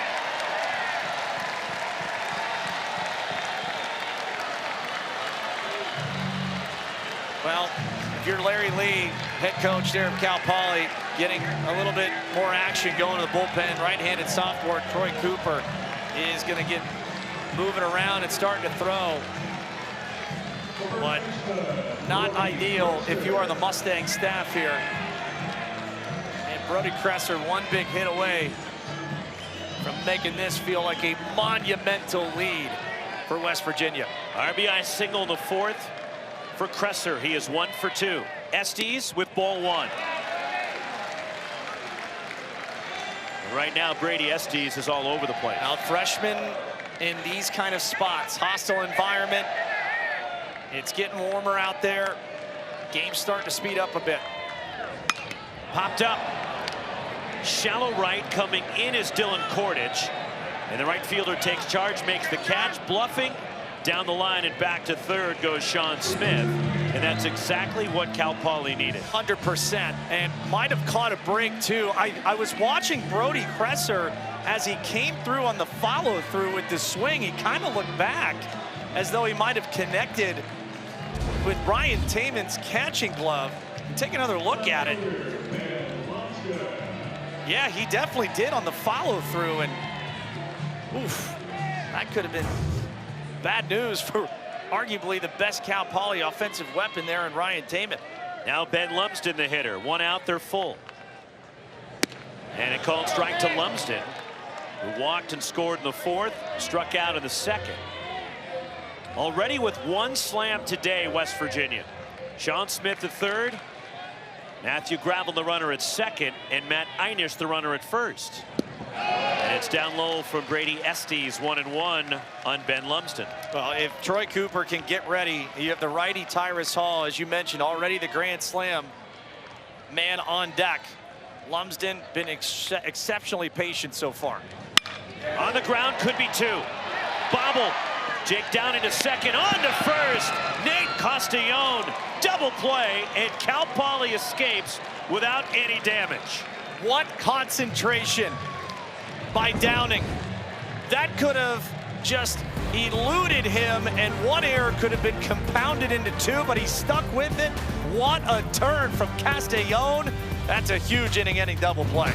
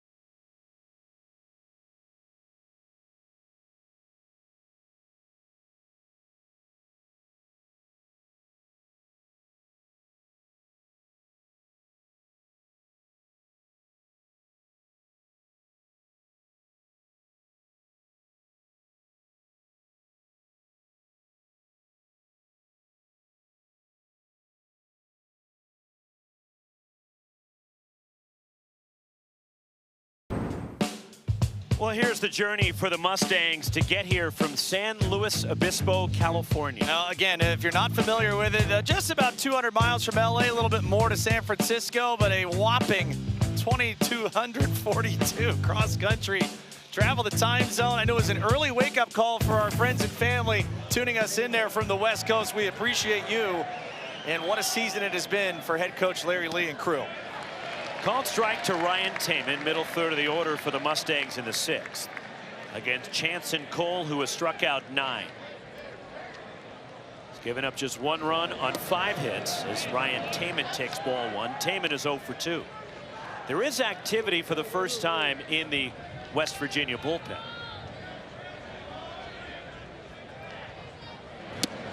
Taman tied up there by the off speed. Great changeup from Chance Cole today, and again, elevated pitch count. You know, hey, good and bad with it. All the strikeouts. That's why he's almost at 100. Now one skips through the catcher Matthew Gravelin. 2-2 the count on Ryan Taman leading off the sixth.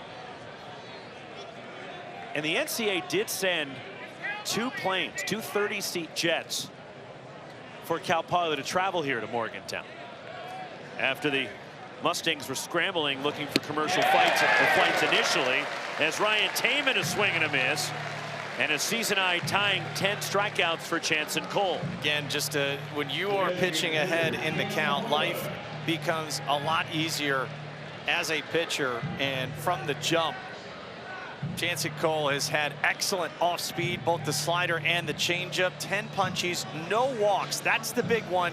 No self-inflicted wounds, has been in control. Cam Hoyland takes ball 1. Approaching 100 pitches, Cole has only gone over 100 in 2 starts this season. 2-0 on Hoyland, and again, keep in mind, he threw 6 innings last Friday. threw 94 pitches in the win against Binghamton, and then came back Monday and threw 36 in that winner-take-all Game 7 against Kentucky. And think about it, too. That relief appearance, for people who didn't see it, he was ahead in a 1-2 count. And we see Steve Savins come to the mound. What is happening? The guy warming up in the bullpen right now, Dawson Montesa, also along with Bryant Yoke, had already thrown 123 pitches the day before. And Cole has to come out because Steve Savins kind of looked at his pitching coaches and said, well, what do you think? And they were like, it's probably time. And Steve Savins goes, okay, I got another idea. He went and got Montesa. They got out of the inning. The rest is history. Fouled straight back by Cam Hoyland. Full count on the Cal Poly DH. One out, top of the 6th.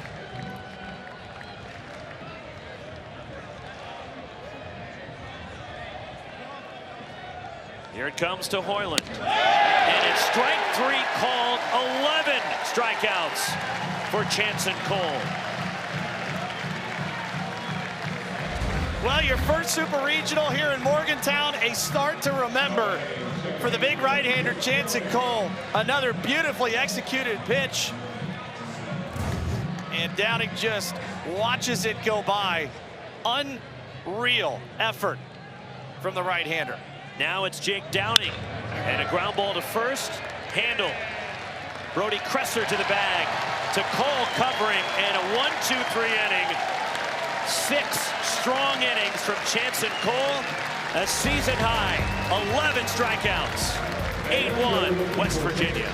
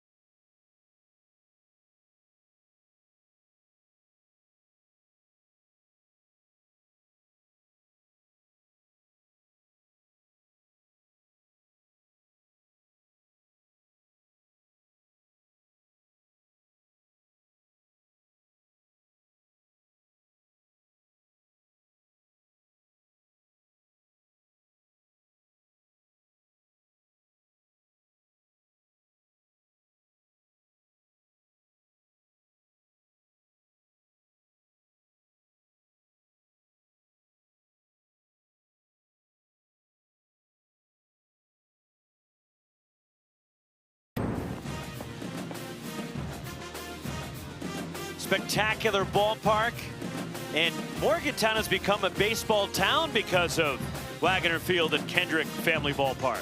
A lot of that, and you see just where it started, the vision. Randy Mazey, when he took the job, had an idea of how to turn this place into, as they call it here, almost heaven. Well, how about 3 straight trips to a Super Regional, the first ever Super Regional hosted here in Morgantown, and the faithful have come in droves. It's felt like all 1.8 million West Virginians have descended onto this palace of a college baseball home advantage. Or on Randy's Ridge. Indeed. Tyrus Hall leads off the home 6th. And that one sails to the backstop from Brady Estes for ball 1. Hall the slam, highlighting that 5-run 4th inning for the Mountaineers.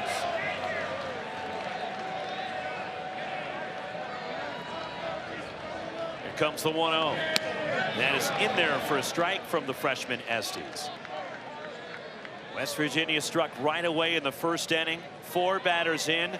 Sean Smith, a 3-run homer. It was 3-0 Mountaineers after 1.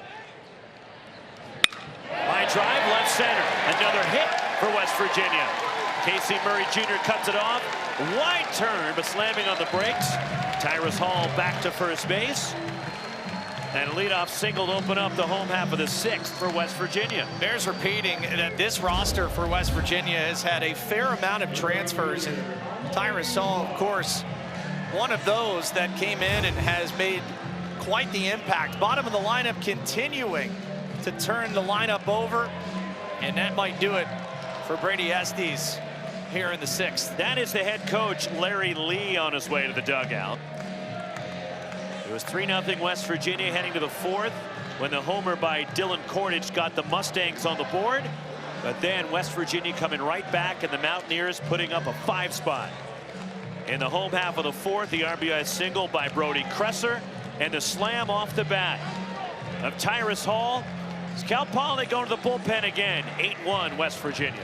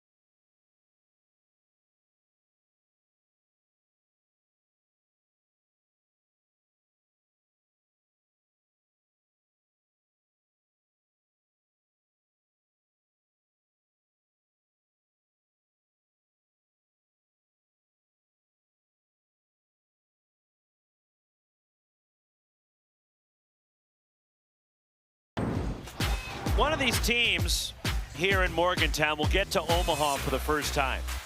And 7 SEC teams onto the Super Regionals. The top 2 seeds, as you saw, UCLA and Georgia Tech out. And multiple 4 seeds in the field. Last year, LSU, the champions, among the entire field from Omaha that's out of this year's tournament or didn't make it in LSU's case. Of course, LSU beat West Virginia in the Super Regional last year at Baton Rouge. And 79% of Game 1 winners do advance to the Men's College World Series. Last season, 6 of those 8 Game 1 winners did that. And we will have a brand new field of 8 from last year to this year. New pitcher is Troy Cooper for Cal Poly, the right-hander, a sophomore from Stevenson Ranch in Southern California. And Armani Guzman, the batter, top of the order, with Tyrus Hall, the runner at first for the Mountaineers. Be tasked with trying to keep it right at a 7-run deficit here. Fastball predominantly 86 to 92. He'll live right around that 89, 90 mile an hour range. Ball 1 from Cooper. Pitched 1 inning last Saturday against St. Mary's in the 1-0 game at the Los Angeles Regional. And a scoreless inning against the Gales, where Cal Poly beat him 14-1. That one on the ground, sharply foul. It's 1-1 on Armani Guzman. I was reading a little bit on background for Troy Cooper, and I think it's ironic. We just showed the construction here of the stadium in West Virginia. Troy Cooper, when it's all said and done on the playing side, how about wants to be a general contractor and work on stadiums? Cal Poly is known for their engineering. Indeed. But it's perfect. Perfect synergy. Fouled off by Guzman, who's 2 for 3 in the ball game with a double, a run, and a stolen base. It is Cal Poly technical. And they have, you think about how incredible 9 different majors represented on this team, Roxy. And they're still in school, by the way. They are.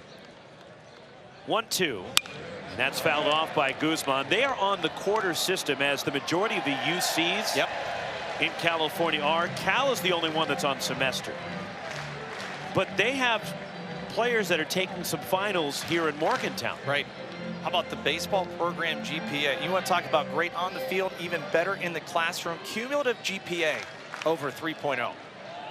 Runner goes, swing and a miss. Taman throw down to second base, not in time.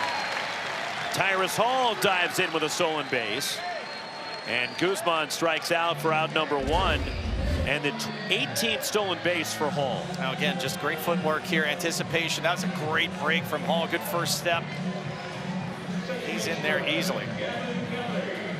Now it's Gavin Kelly, who's 0 for 3, a couple of ground outs and a flyout. And diving in with a stolen base. That's the second steal for West Virginia today. 106 on the year. And on the opposite side, Cal Poly doesn't run much at all. They have just 22 stolen bases this season. Well, hard to play catch up running the bags when you're having a tough time getting on against Chance and Cole today. The 1-0 to Kelly. Line drive to right, and that one sinks right toward Dylan Kordich. He rifles it back in, and back to second base goes Tyrus Hall. And their 2 outs is Kelly hit it sharply the other way, but right at Dylan Kordich. 100-mile-an-hour exit velo. You're looking right there at one of the top draft prospects for next year. Could be a potential middle of the first round. Just the versatility, and even at a smaller size, he is so incredibly athletic, Roxy. An even better kid, completely grounded in his faith, has really been able to make his teammates so much better both on and off the field. Now it's Paul Schoenfeld, 2 outs. And Tyrus Hall at second base. Cooper's pitch, and that is a strike to center fielder for West Virginia. Schoenfeld, his first year here in Morgantown after 3 years at Division II Colorado Mesa.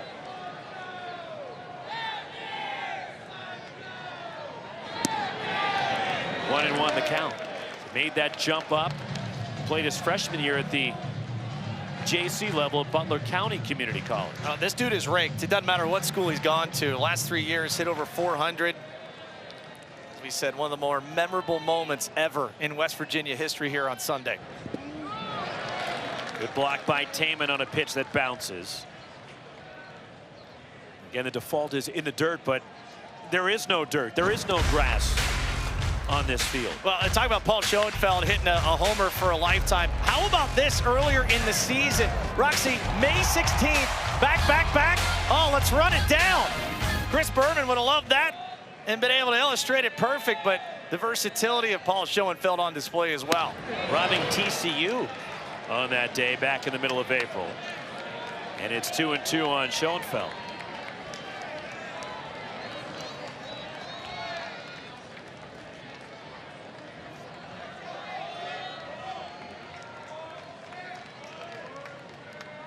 The pitch.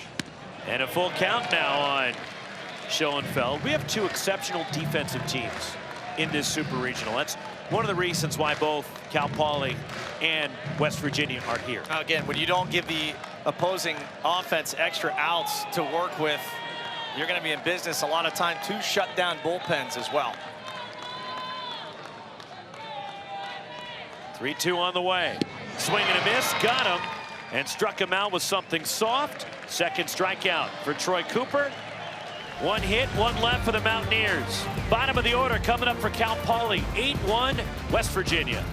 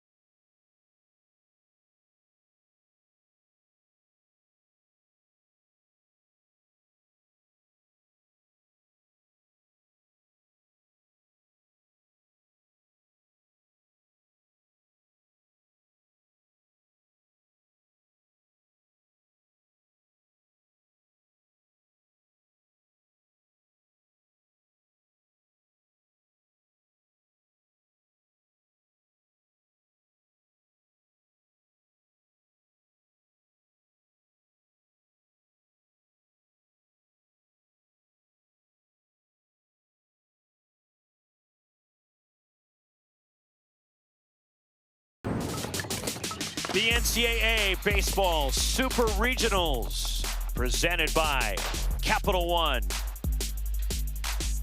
First game here in Morgantown, dominated by West Virginia, along with Jensen Lewis and our ESPN crew. Roxy Bernstein with you. 3 in the first, 5 in the fourth, and an 8-1 lead for the Mountaineers. Hosting a Super Regional for the first time against Cal Poly, who's in a Super Regional for the first time. Bottom of the order for the Mustangs, ball 1 to Casey Murray Jr. Gavin Spiridonov, Dante Vicchini to follow here in the Mustangs 7th. Murray hits it weakly to second base. Roller to Gavin Kelly. Throws out Murray at first, and there's 1 out. Well, now if you're Steve Sabins, you're on borrowed time for Chanson Cole. This is all bonus outs that you can collect here. Reese Bassinger, one of the key relief arms in the Morgantown Regionals, starting to loosen. You would imagine they're going to go hitter to hitter here, but every out that Chanson Cole with this healthy lead is able to accumulate, those are precious bullpen resources to save for game 2 tomorrow. Gavin Spiridonov takes the strike. 107 pitches now for Cole, who's retired 7 straight. The only run is surrendered was a homer to Dylan Cornage back in the 4th, and it's quickly 0-2 on the Cal Poly first baseman.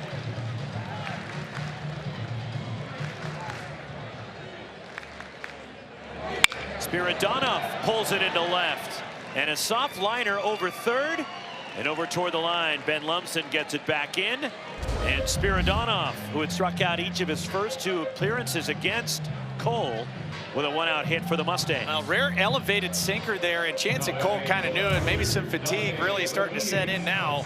I mean, 109, 110 pitch coming here.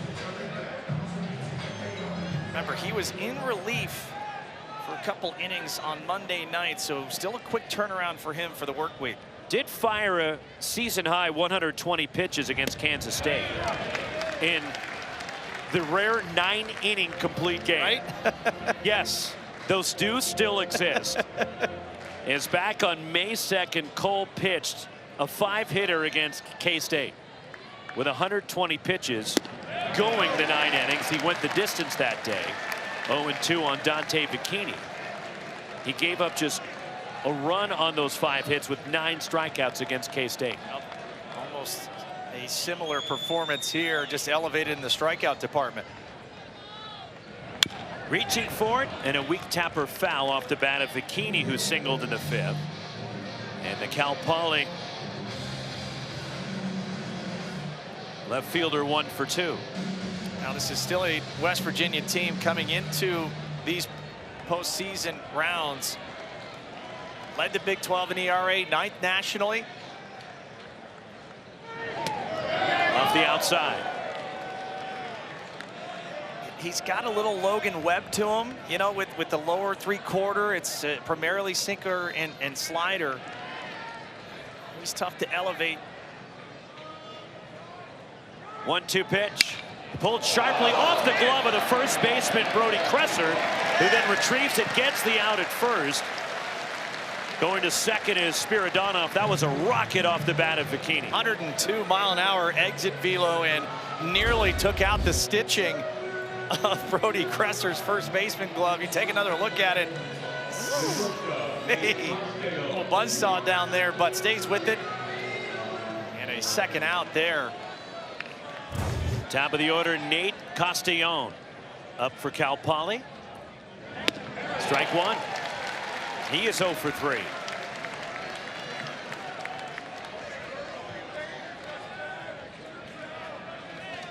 Chanson Cole has been fantastic today for the Mountaineers. On the ground, right past Larry Lee, coaching third, who didn't even flinch. Well, if this is it for Chanson Cole, you dream about it as a youngster, an opportunity to punch a ticket to the College World Series. I'm not sure if he could have dreamed up a better start than this. Ground ball toward the hole, backhanded. Einish, a long throw to first, safe on a close play. Infield hit for Nate Castillon. Boy, Matt Einish did everything he could. That was a strong throw from deep in the hole. Not much more you could ask, right? And that one with the carpet here, you're going to get a little bit more speed on your ground ball, so you've got to be better with the footwork, beat the ball to the spot. Again, to put it in the air, the arm strength to get it there, even better. But Cal Poly trying to get some sort of momentum here, and Steve Saban's maybe ready to call it a day for Chance and Cole. The head coach emerging from the first base dugout.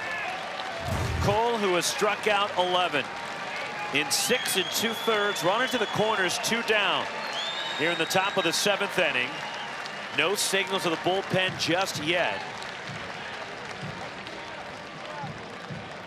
which is working beyond the right field fence. Now Mike Lusky, our plate umpire, out to the hill. Reese Bassinger firing away, and we'll see West Virginia elects to do. They will stick with Chance and Cole. I got to tell you, Steve Saban told us yesterday when it was Monday morning, he was looking his relievers in the eyes, all his guys on the pitching staff. He could tell from some guys, I don't think I'm going to go to you. Dawson Montesa was like, I feel even better after throwing 123 pitches. Chance and Cole perhaps talking himself into one more hitter to finish off a spectacular afternoon. Alejandro Garza 0 for 3. Cole, the pitch. Strike 1.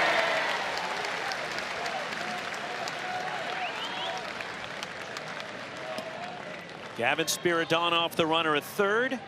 Nate Castellone across the way at first. Cole, the 1-strike pitch. Line to center. Coming on and drops in front of Paul Schoenfeld for a hit. Bounces away, but he quickly gets to it. Stopping at second is Castellone. Garza an RBI single, and it's 8-2 West Virginia.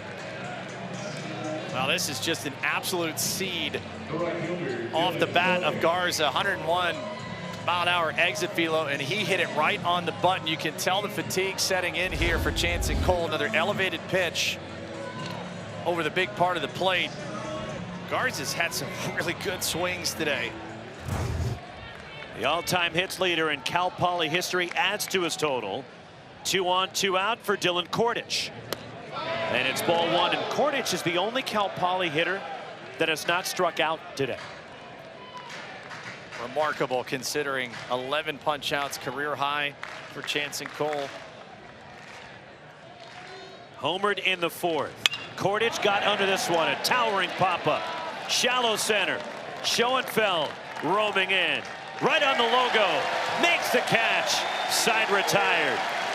1 run, 3 hits. We're stretching in Morgantown. 8-2 West Virginia. Pat McAfee's digging it.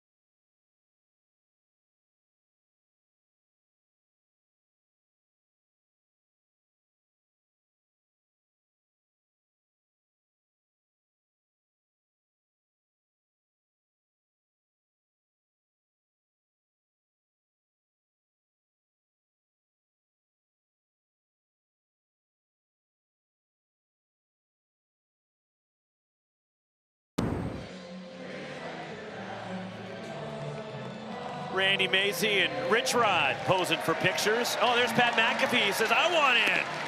It is West Virginia royalty front row watching this spectacle of game one of the Morgantown Super Regional. They love what they see. Brothers in arms right now, and they are comfortably ahead trying to secure a game one Super Regional win. We gave you the stats before how significant a game one victory is in a best of three Super Regional. Sean Smith leads off the seventh and lines it back to the screen. Middle third of the order for the Mountaineers in the last of the seventh. Smith followed by Matthew Gravlin and Matt Einish. And a huge day at the plate for Sean Smith, the DH for the Mountaineers. Just a triple shy of the cycle. Let's see if he can hit it in a gap. Late on the fastball, it's 0-2.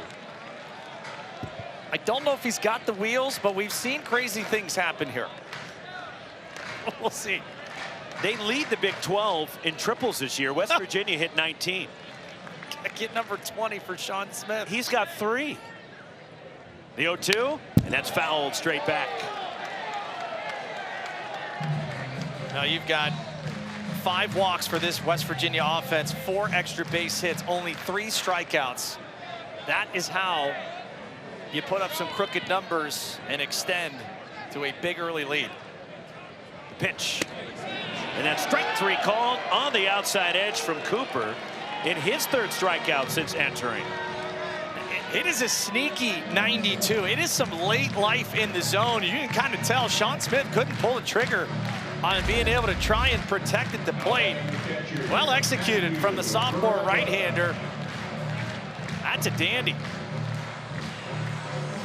1 gone in the last of the 7th.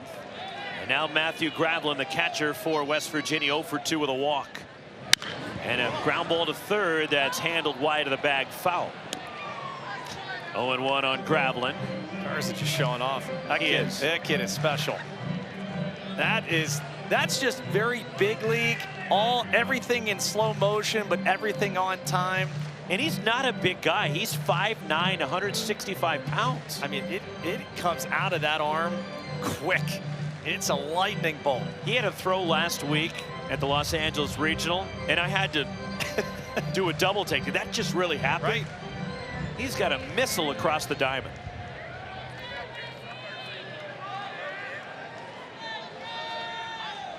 Oh, 0-1 on Gravlin. Troy Cooper, the 3rd pitcher for Cal Poly today. And the pitch. Line the other way, and Gravlin with a sharp single. Hit number 9 for the Mountaineers and a 1-out base runner in the last of the 7th. Now again, just seeing it a long time. Gravlin 286 during the Morgantown Regional, scored 5 runs, had a couple extra base hits. He was an all Big Ten freshman when he was at Ohio State, but he has continued to mature, put on about 25 pounds from his freshman year to where he is right now. And Steve Saban saying, as we talked about a bit earlier, helping form one of the best catching cores with Gavin Kelly they've had in program history. The other way, Matt Einish punches one into right, or to left field rather, going the other way. And there's 2 on with 1 out as Gravlin extending his hitting streak to 10 games. And now Einish with the single. Good news there for the West Virginia offense, beating that shift. Infielders kind of pulled slightly over and more up the middle, so easy service to left and right back in business here in the bottom of the 7th. 2 on, 1 out for Brody Kresser. An RBI single and a run scored back in that 5-run 4th. 1 for 3 for the Mountaineers' first baseman today. 3 runs in the 1st, 5 in the 4th. The damage for West Virginia. And it's ball 1 from Troy Cooper.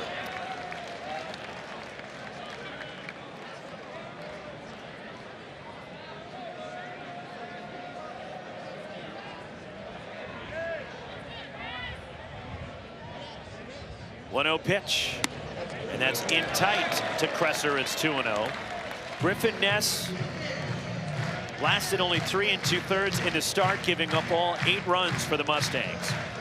And the most runs he has ever surrendered in a start for Cal Poly. Brady Estes went an inning and a 1/3, and now Cooper. And that's tipped to the plate. It's strike one. It just uncharacteristic, right, from an absolutely dominant weekend in the Los Angeles Regional.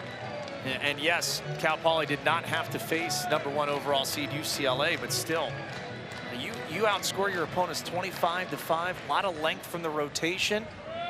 Big reason why they're here. And Ness, who'd been tremendous in his 4 career postseason starts. Ground ball to short. Diving stop. Nate Castellón flips, not in time. They're loaded for the Mountaineers with 1 out. Infield hit for Kresser. What an effort by Castellón up the middle. All regional team representative just a week ago, and this was all super regional-esque right here. That saves potentially a backbreaker for this Cal Poly team, and nearly with the flip, highly athletic, almost gets the force play at second. Bases full, 1 out for Ben Lumsden, as there's the effort by Castellón. Lumsden grounded out into a double play with the bases full in the 5th, and he takes strike 1. Good curveball right there from Cooper, and now again you're still looking for that ground ball. Infield is shaded slightly up the middle, corners are tight. Lumsden has walked and scored today, 0 for 2. Cooper, a 1-strike pitch. Down and away as there is activity again in the Mustangs bullpen. A left-hander getting greased up down there.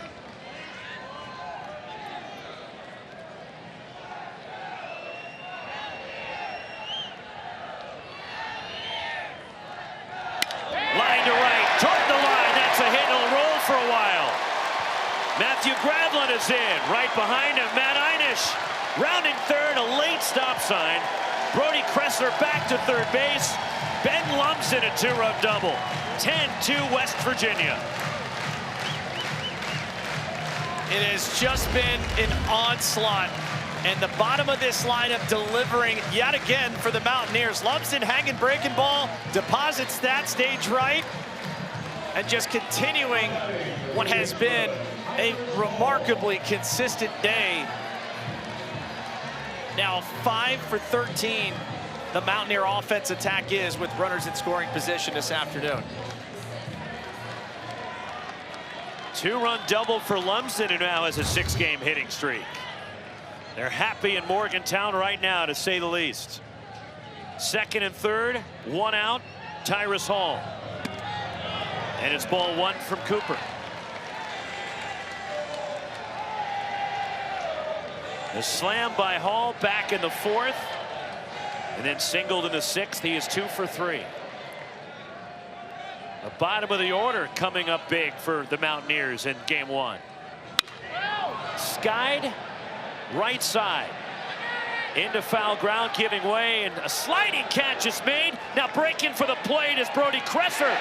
Safe on the close play at the plate. Now Taman looking for it. The second baseman, Jake Downing, racing over, making the sliding catch. And a sacrifice foul out to the second baseman. I mean, a heroic effort, right? You can't fault that. And I know in the moment he's not thinking about potentially letting that just drop into foul territory. But Kresser, an absolutely heads up tag at third and another run across.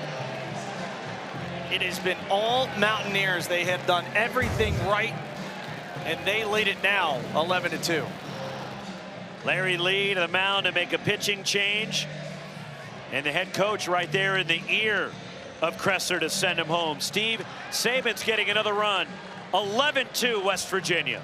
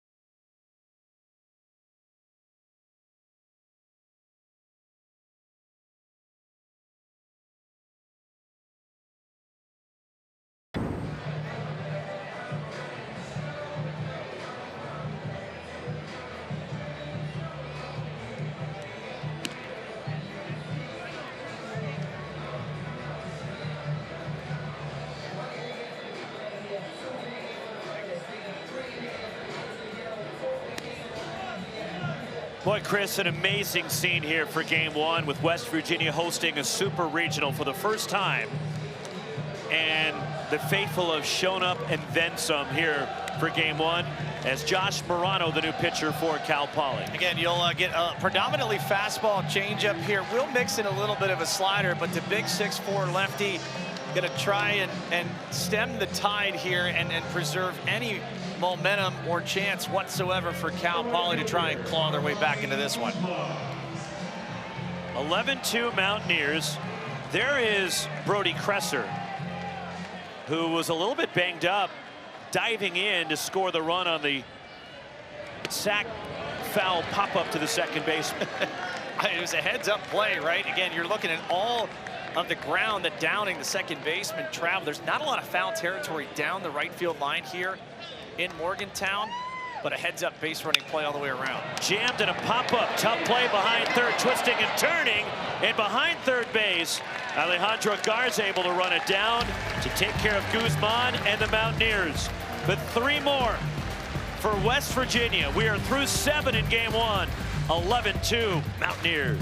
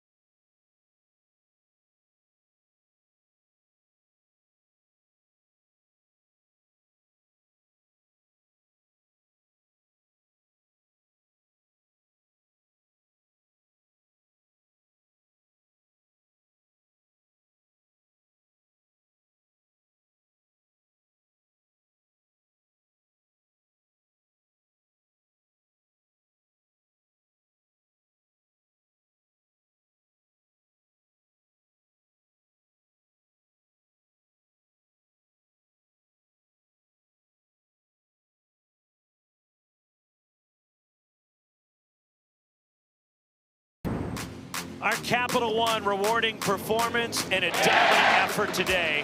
Chance and Cole setting the tone for the Mountaineers in game one. You dream of an opportunity to have one of the biggest starts of your life in front of your home faithful. How about delivering at points, striking out 6, 7 in a row, 7 sparkling innings, a career high 11 strikeouts on a career high 121 pitches. Take a bow, big fella. What a job by one of the aces of this West Virginia staff. Magnificent day for Cole, and after getting banged up, but he stays in the game. Brody Kresser at first base. And the new pitcher for the Mountaineers is Reese Bassinger out of the bullpen. A 3.29 ERA, a couple of saves. His team leading 28th appearance for this senior. It feels like the rubber arm of the back end of this bullpen, and there's a handful of them in there. But the transfer from Tarleton State last year, a couple appearances in the Morgantown Regional, 4 2/3 of 4 strikeout, 4 hit relief. You will see again another one of those kind of lower 3/4 arm slots here. Arsenal will be primarily fastball slider. So Cole after the dominant 7 innings with 11 strikeouts and no walks. And now it's Bassinger out of the bullpen. Ryan Taman has struck out twice. He is 0 for 3 today. And a called strike to the Cal Poly catcher. We were talking to Chance and Cole yesterday and meeting with both teams prior to this super regional beginning. As Taman went fishing and it's 0-2. And we're just reliving the game from Monday, that game 7. And the emotions and just how do you turn the page if you're West Virginia? The dramatic theatrical win. And he said, look, they celebrated here for a little bit, and the majority of the team lives at the same apartment complex here in Morgantown. And they have this fire pit in the middle of their apartment building here. And they just sat out there for hours even after they got home, just reliving the night and rehashing it until like 3 o'clock in the morning. They're all sitting outside. And I get it, the adrenaline that's running through you, there's no way you can go to bed. Oh, no, he was saying it took a while to even get some sleep. But I asked him, I said, you know.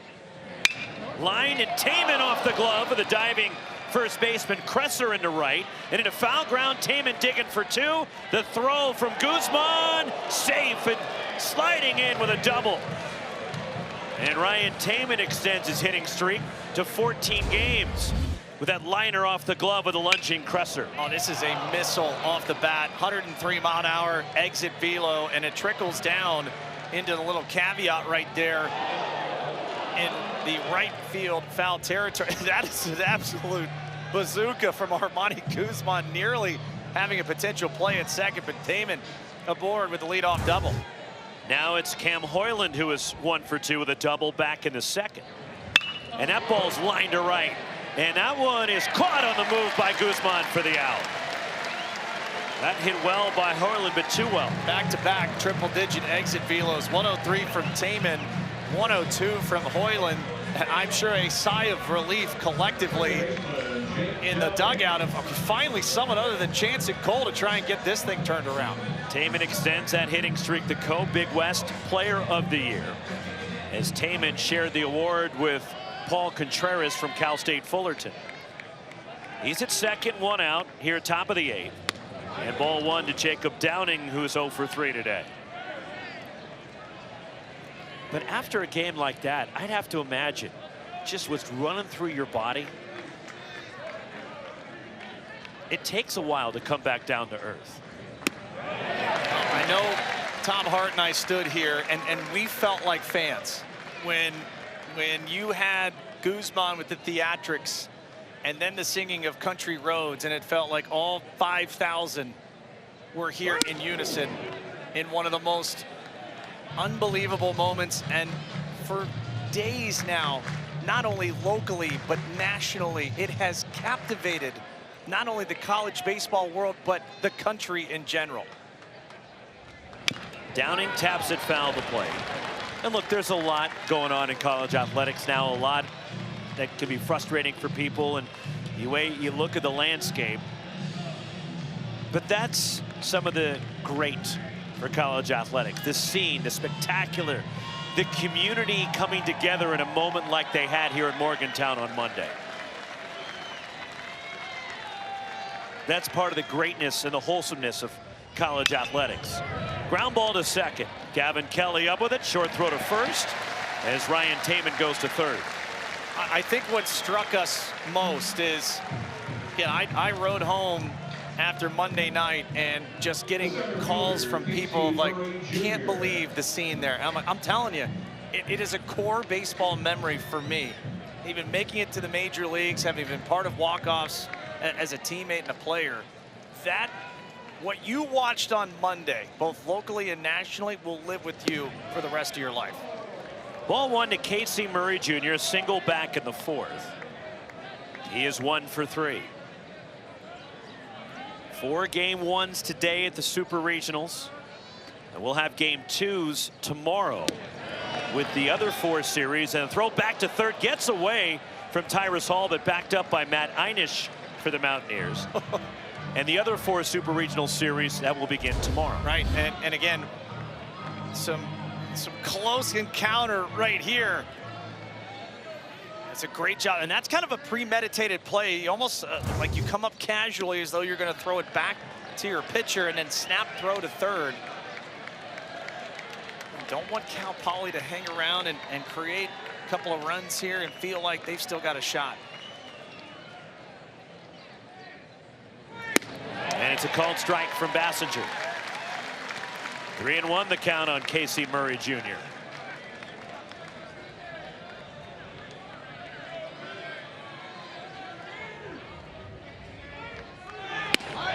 Top of the zone, full count.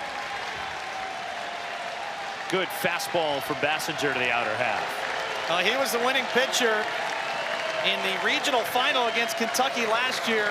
He has been on the mound in the biggest of moments for West Virginia these last couple of years. 3-2 pitch to Murray. Fouled away. Maybe for our friends up on Randy's Ridge. I'm telling you, you got some brave souls that are laying. Not even if you're sitting. I mean, the legs are starting to get a bit heavy trying to keep you upright. Boy, I hope they brought their sunscreen. 3-2, and it's ball 4, and Murray draws a walk. That is the first walk issued by West Virginia pitching here in game 1. Just a heck of an at bat right there. And again, up 3-0, then battle back to 3-2. Just a well executed at bat, and now a little something cooking, even with 2 down here. Gavin Spiridonov singled and scored in the 7th. The freshman first baseman 1 for 3 for the Mustangs. Ryan Taman at third, Casey Murray Jr. the runner at first. Reese Bassinger, strike 1. And it has been trouble for Bassinger, especially against righties with runners in scoring position, a .333 average. Hard grounder on 1 bounce to short. Matt Einish goes to second, gets the force on Casey Murray Jr., and the side is retired.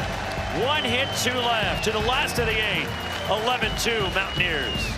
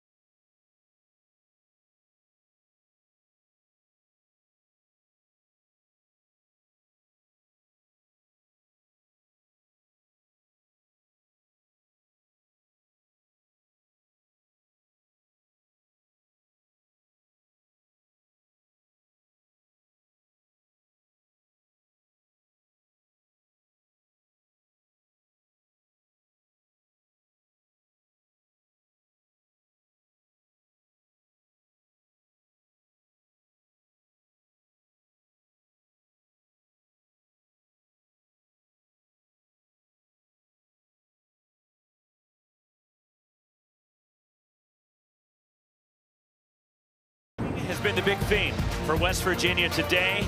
3 runs in the first, 5 in the 4th, 3 more in the last of the 7th. And in game 1, West Virginia leads at 11-2 as we go to the last of the 8th inning. And again, the first time that West Virginia has hosted a super regional against Cal Poly, who's in a super for the first time. And obviously, game 1, a winner has been so critical almost 80% of the time that you have moved on to the College World Series. One of these teams will punch their ticket to Omaha for the first time once this weekend is complete. First postseason appearance for Arlo Pendleton, just his 9th overall for the freshman from Petaluma, California, which is north of San Francisco by about an hour, North Bay. And Pendleton, who hasn't pitched since the middle of May. And he will face 2, 3, and 4 Gavin Kelly, Paul Schoenfeld, and Sean Smith here. And the 6'5" freshman right-hander, good numbers and limited opportunities for Pendleton. Fastball, slider, changeup, 3-pitch mix, about 89-92 for the fastball velocity. And hey, welcome to it here, young pup. One of the best major league prospects for next year's draft awaits you in the batter's box. Gavin Kelly 0 for 4, 2 flyouts, 2 groundouts. Pendleton the pitch, and it's ball 1. Game 2 of this super regional We'll have it for you on ESPN2 tomorrow. Noon Eastern, 9 out west. And top 10 prospect for next year's draft, according to Major League Baseball ESPN draft analyst Kylie McDaniel. And that one finds the gap and skips over the head of Casey Murray Jr. Flying around second, slamming on the brakes. And Gavin Kelly retreats to second. And a leadoff double and a ball hit out toward right center.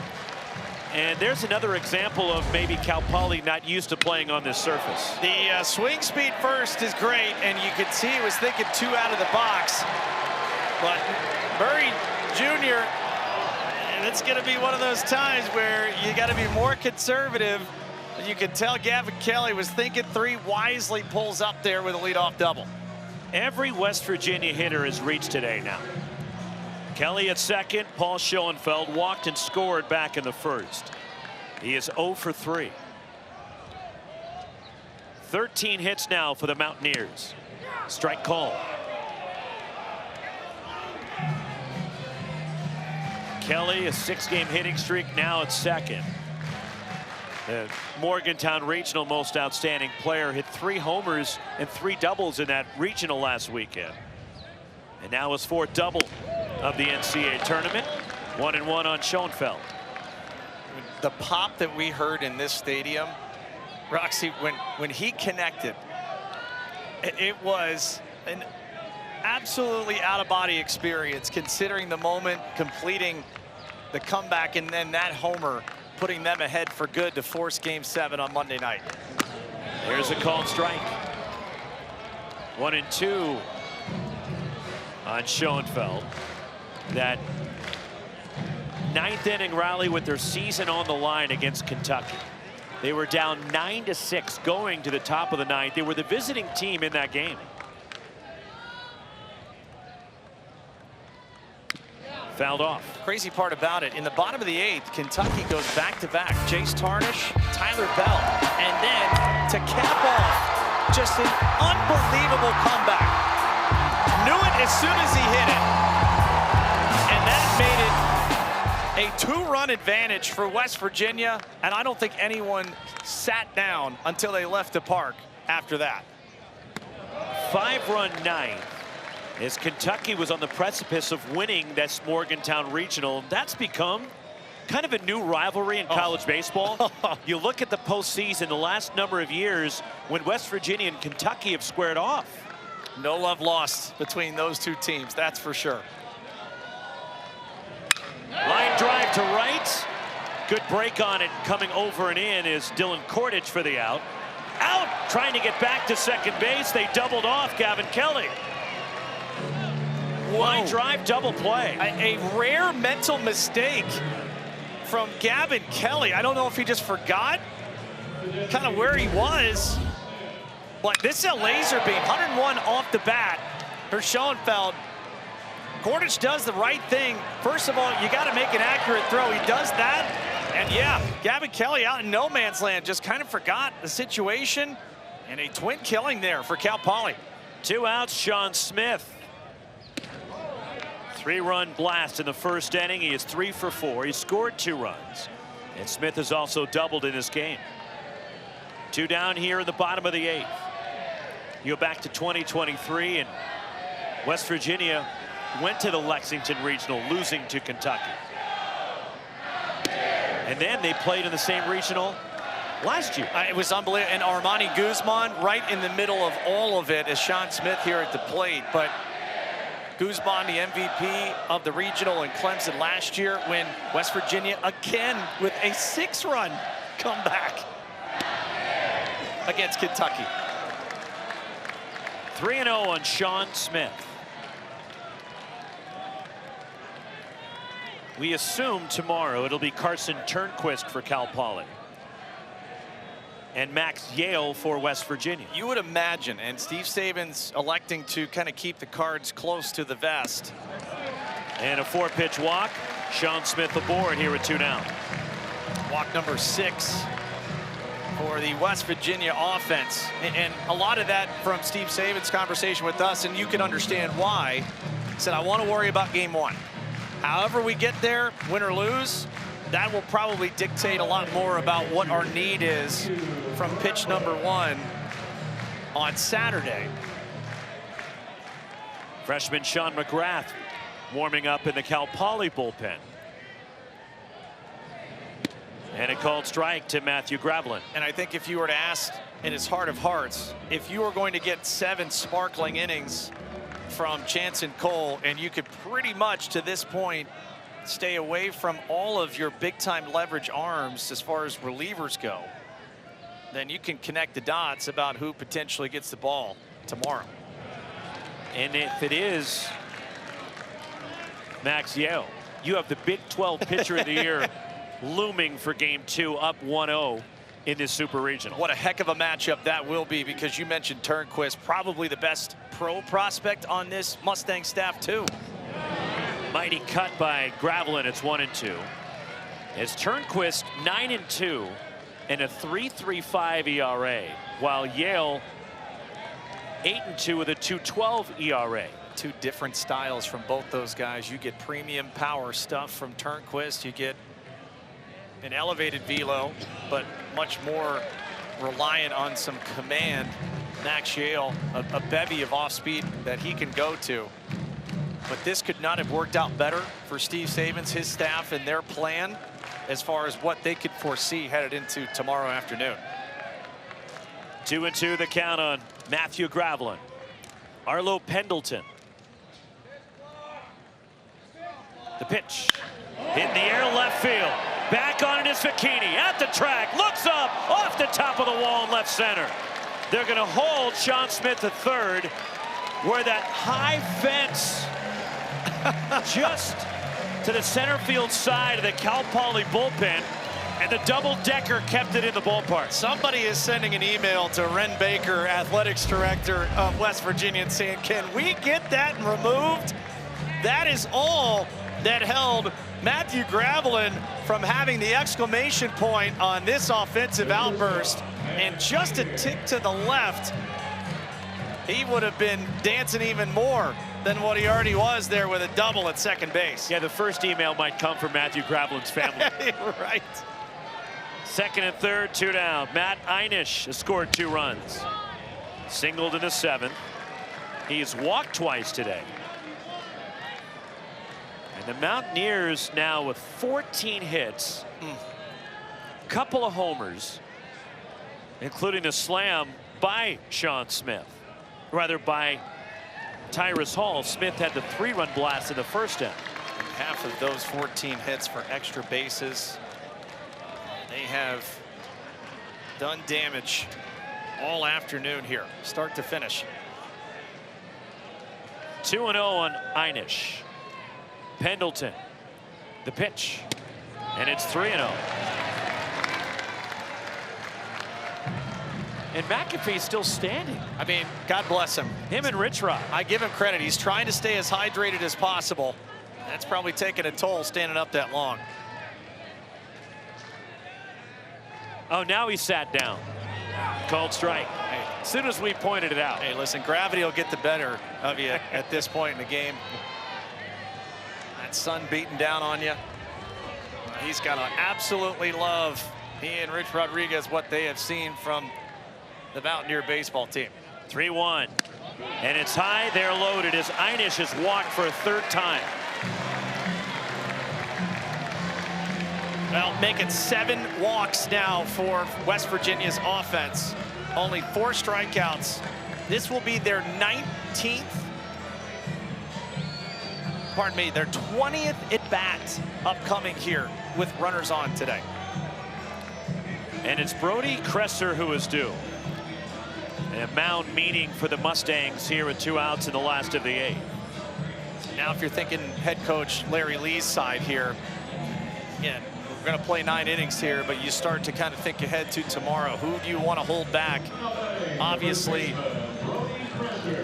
one of their best and one of the best in the nation, Nick Bone, who has the most amount of saves in the country. You will probably see him for multiple frames regardless of the score tomorrow. And Bond can reach triple digits with his fastball. Bases full, 2 outs. Brody Kresser, an RBI, back in the fourth. And it's ball one to the West Virginia first baseman, who's 2 for 4 in the ball game.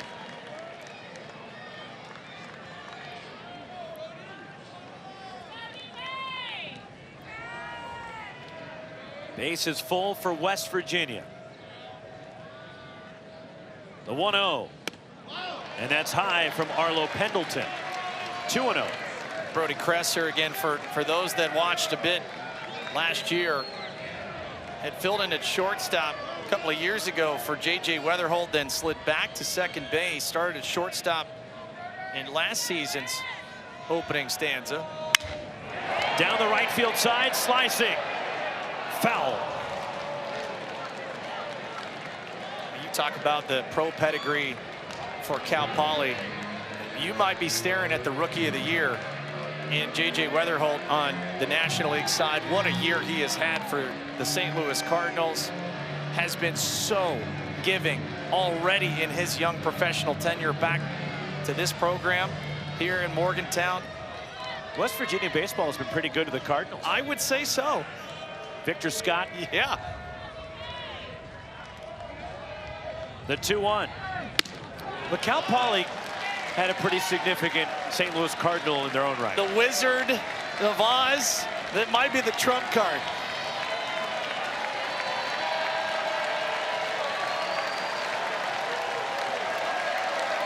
Three and one, 2 down, they're loaded for the Mountaineers. The pitch popped up, this will get out of play. Full count on Brody Kresser. Multi-hit efforts from 5, make it 6 Mountaineers so far today. Brody Kresser, one of them. 7 of their 14 hits have gone for extra bases. They're loaded with 2 outs here in the bottom of the 8th. Full count for Kresser. Pendleton ready. And the pitch. And it's high. Ball 4 that walks in a run.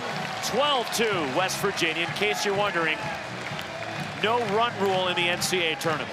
And that is probably the end of the afternoon for Arlo Pendleton, making 8 walks now for the West Virginia attack. A double-digit lead here in Morgantown. Larry Lee making a pitching change for the Mustangs.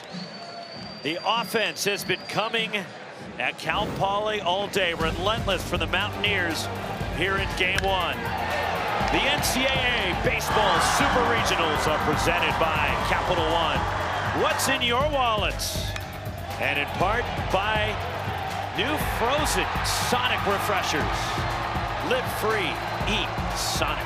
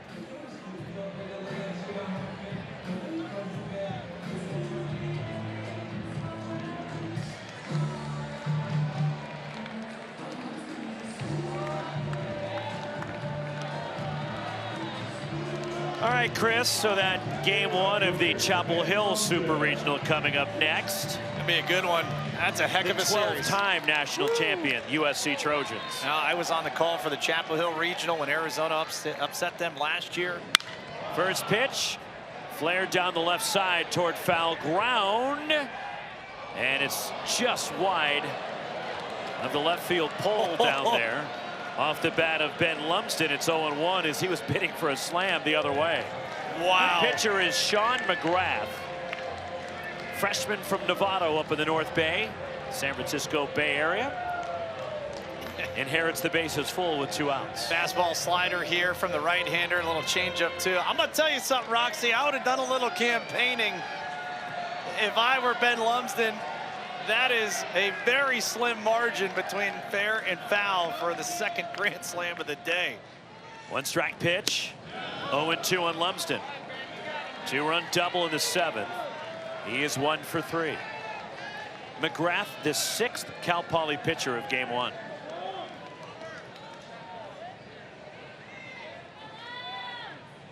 Two-strike pitch on the ground right side toward the hole, flagged down by Jake Downing. And he gets the out at first to retire the side. Another run for the Mountaineers. 12-2 West Virginia. We go to the 9th. Tonight I'm shaking off my yesterday's trouble comes but never.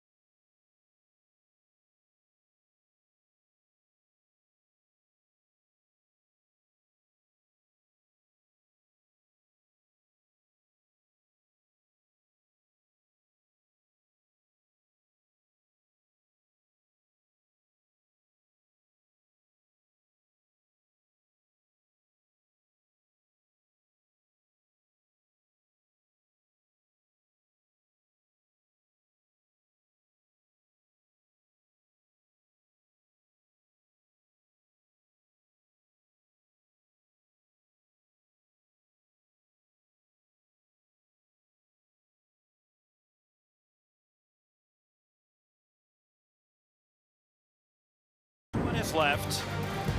Majority of the crowd is still standing. You know why? And they've been into it since early this morning. They are waiting to cue it up, man. And they are 3 outs away from an impressive, dominant game 1 win in the Morgantown Super Regional. New pitcher is Carson Estridge, the 6'7" righty. After a scoreless inning from Reese Bassinger, the numbers for Estridge on the season, and his chore to get the final 3 outs and put the Mountaineers up 1-0 in this best-of-3 Super Regional. It was a relief ace a couple years ago for this Mountaineer club. Inning and 2/3 in the Morgantown Regional. Had a rough time out there, 5 hits allowed, but right now in cleanup duty to try and get this thing across the finish line so that Steve Sabins can save those valuable leverage relief arms for tomorrow in a potential clinch spot. Sean Smith got it started offensively. The 3-run blast in the first for West Virginia, and then the 5-run 4th highlighted by the slam off the bat of Tyrus Hall. 12-2 Mountaineers. Dante Vicchini leads it off for Cal Poly in the 9th. And a great scene up on Randy's Ridge, all throughout the ballpark here in Morgantown. Feels like the state is upon us. Everyone congregated here to watch what has been the story of college baseball from last weekend. They have made it stand up and then some here this afternoon. Dante Vicchini singled in the 5th. He is 1 for 3. 9-1-2 for the Mustangs in the 9th, and it's ball 1. And a win by West Virginia today. It will become the second time in West Virginia history they've been within 1 game of reaching the Men's College World Series. Here's the 1-0 pitch to Bikini. And that one off his front foot. It's 1-1. 1955, West Virginia was eliminated in district play by eventual national champion Wake Forest. Wow. And that was the last time they were within 1 win of going to the College World Series. Right, 2024, they win the Tucson Regional, punch their ticket to Chapel Hill. Tough end to the glorious coaching career of Randy Mazey. He would hand the reins over to Steve Sabins. Line foul. And they were swept in that Chapel Hill Super Regional. Right, last year, the dramatic come from behind win over now what feels like a new rival in Kentucky. They would head to Baton Rouge and fall to the eventual national champions. 2 games to LSU and Jay Johnson's team. 1-2 to Bikini. Popped it up. Waiting for it to come down and taking charge. That's the shortstop, Matt Einish. 1 out of the 9th. Steve Sabins said this is the best atmosphere in college baseball. Well, this past weekend, they made a believer out of a lot of people who have watched this team for the first time. The way they play, the grit, really epitomizing the community in this state. Nate Castellone. Foul ball, strike 1. And what Steve Sabins has continued. Randy Mazey laid the foundation, built it into a contender. They finally burst through the door in 2024 to be on the precipice of getting to Omaha. And continued the momentum last year, have come up short. Sometimes, Roxy, right, you got to knock on the door a couple of times in a row. Maybe, just maybe, the opportunity has arrived in 2026. There is the former head coach, Randy Mazey, taking this one in. 2-1 on Nate Castellone. Singled in the 7th is 1 for 4. And Steve Sabins, 9 years an assistant to Mazey, and now his 2nd season as the West Virginia head coach.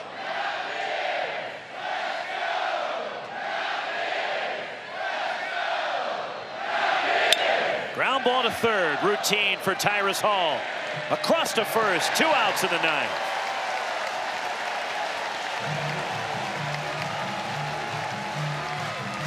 Binder coming up next. We'll take you to Chapel Hill. Well, he picked a great day, Pat McAfee did, to come out and watch his mates. And the West Virginia faithful showing up bright and early. You want to know why there's no McAfee show today? That's this is why. Randy's Ridge alive and well from sun up. They will be there until sundown and ready to re-rack it tomorrow afternoon. Alejandro Garza. 2 outs in the 9th. The pitch fouled away. Carson Estridge trying to finish this one off and give West Virginia a 1-zip lead in his best of 3 Super Regional.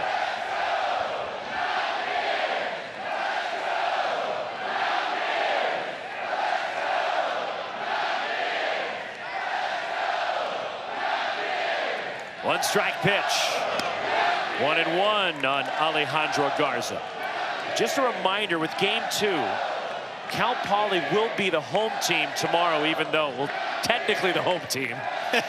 They'll be home. They will bat last. They How's will. that? That is about They'll as be close as far home. from the home team. Correct. Here comes the 1-1 to Garza. Ground ball towards short. Charging it, Matt Einish. Fields on to first. 1-2-3 go the Mustangs in the 9th. And West Virginia has won game 1 decisively 12-2 over Cal Poly. A complete domination from start to finish. And they are on the precipice again.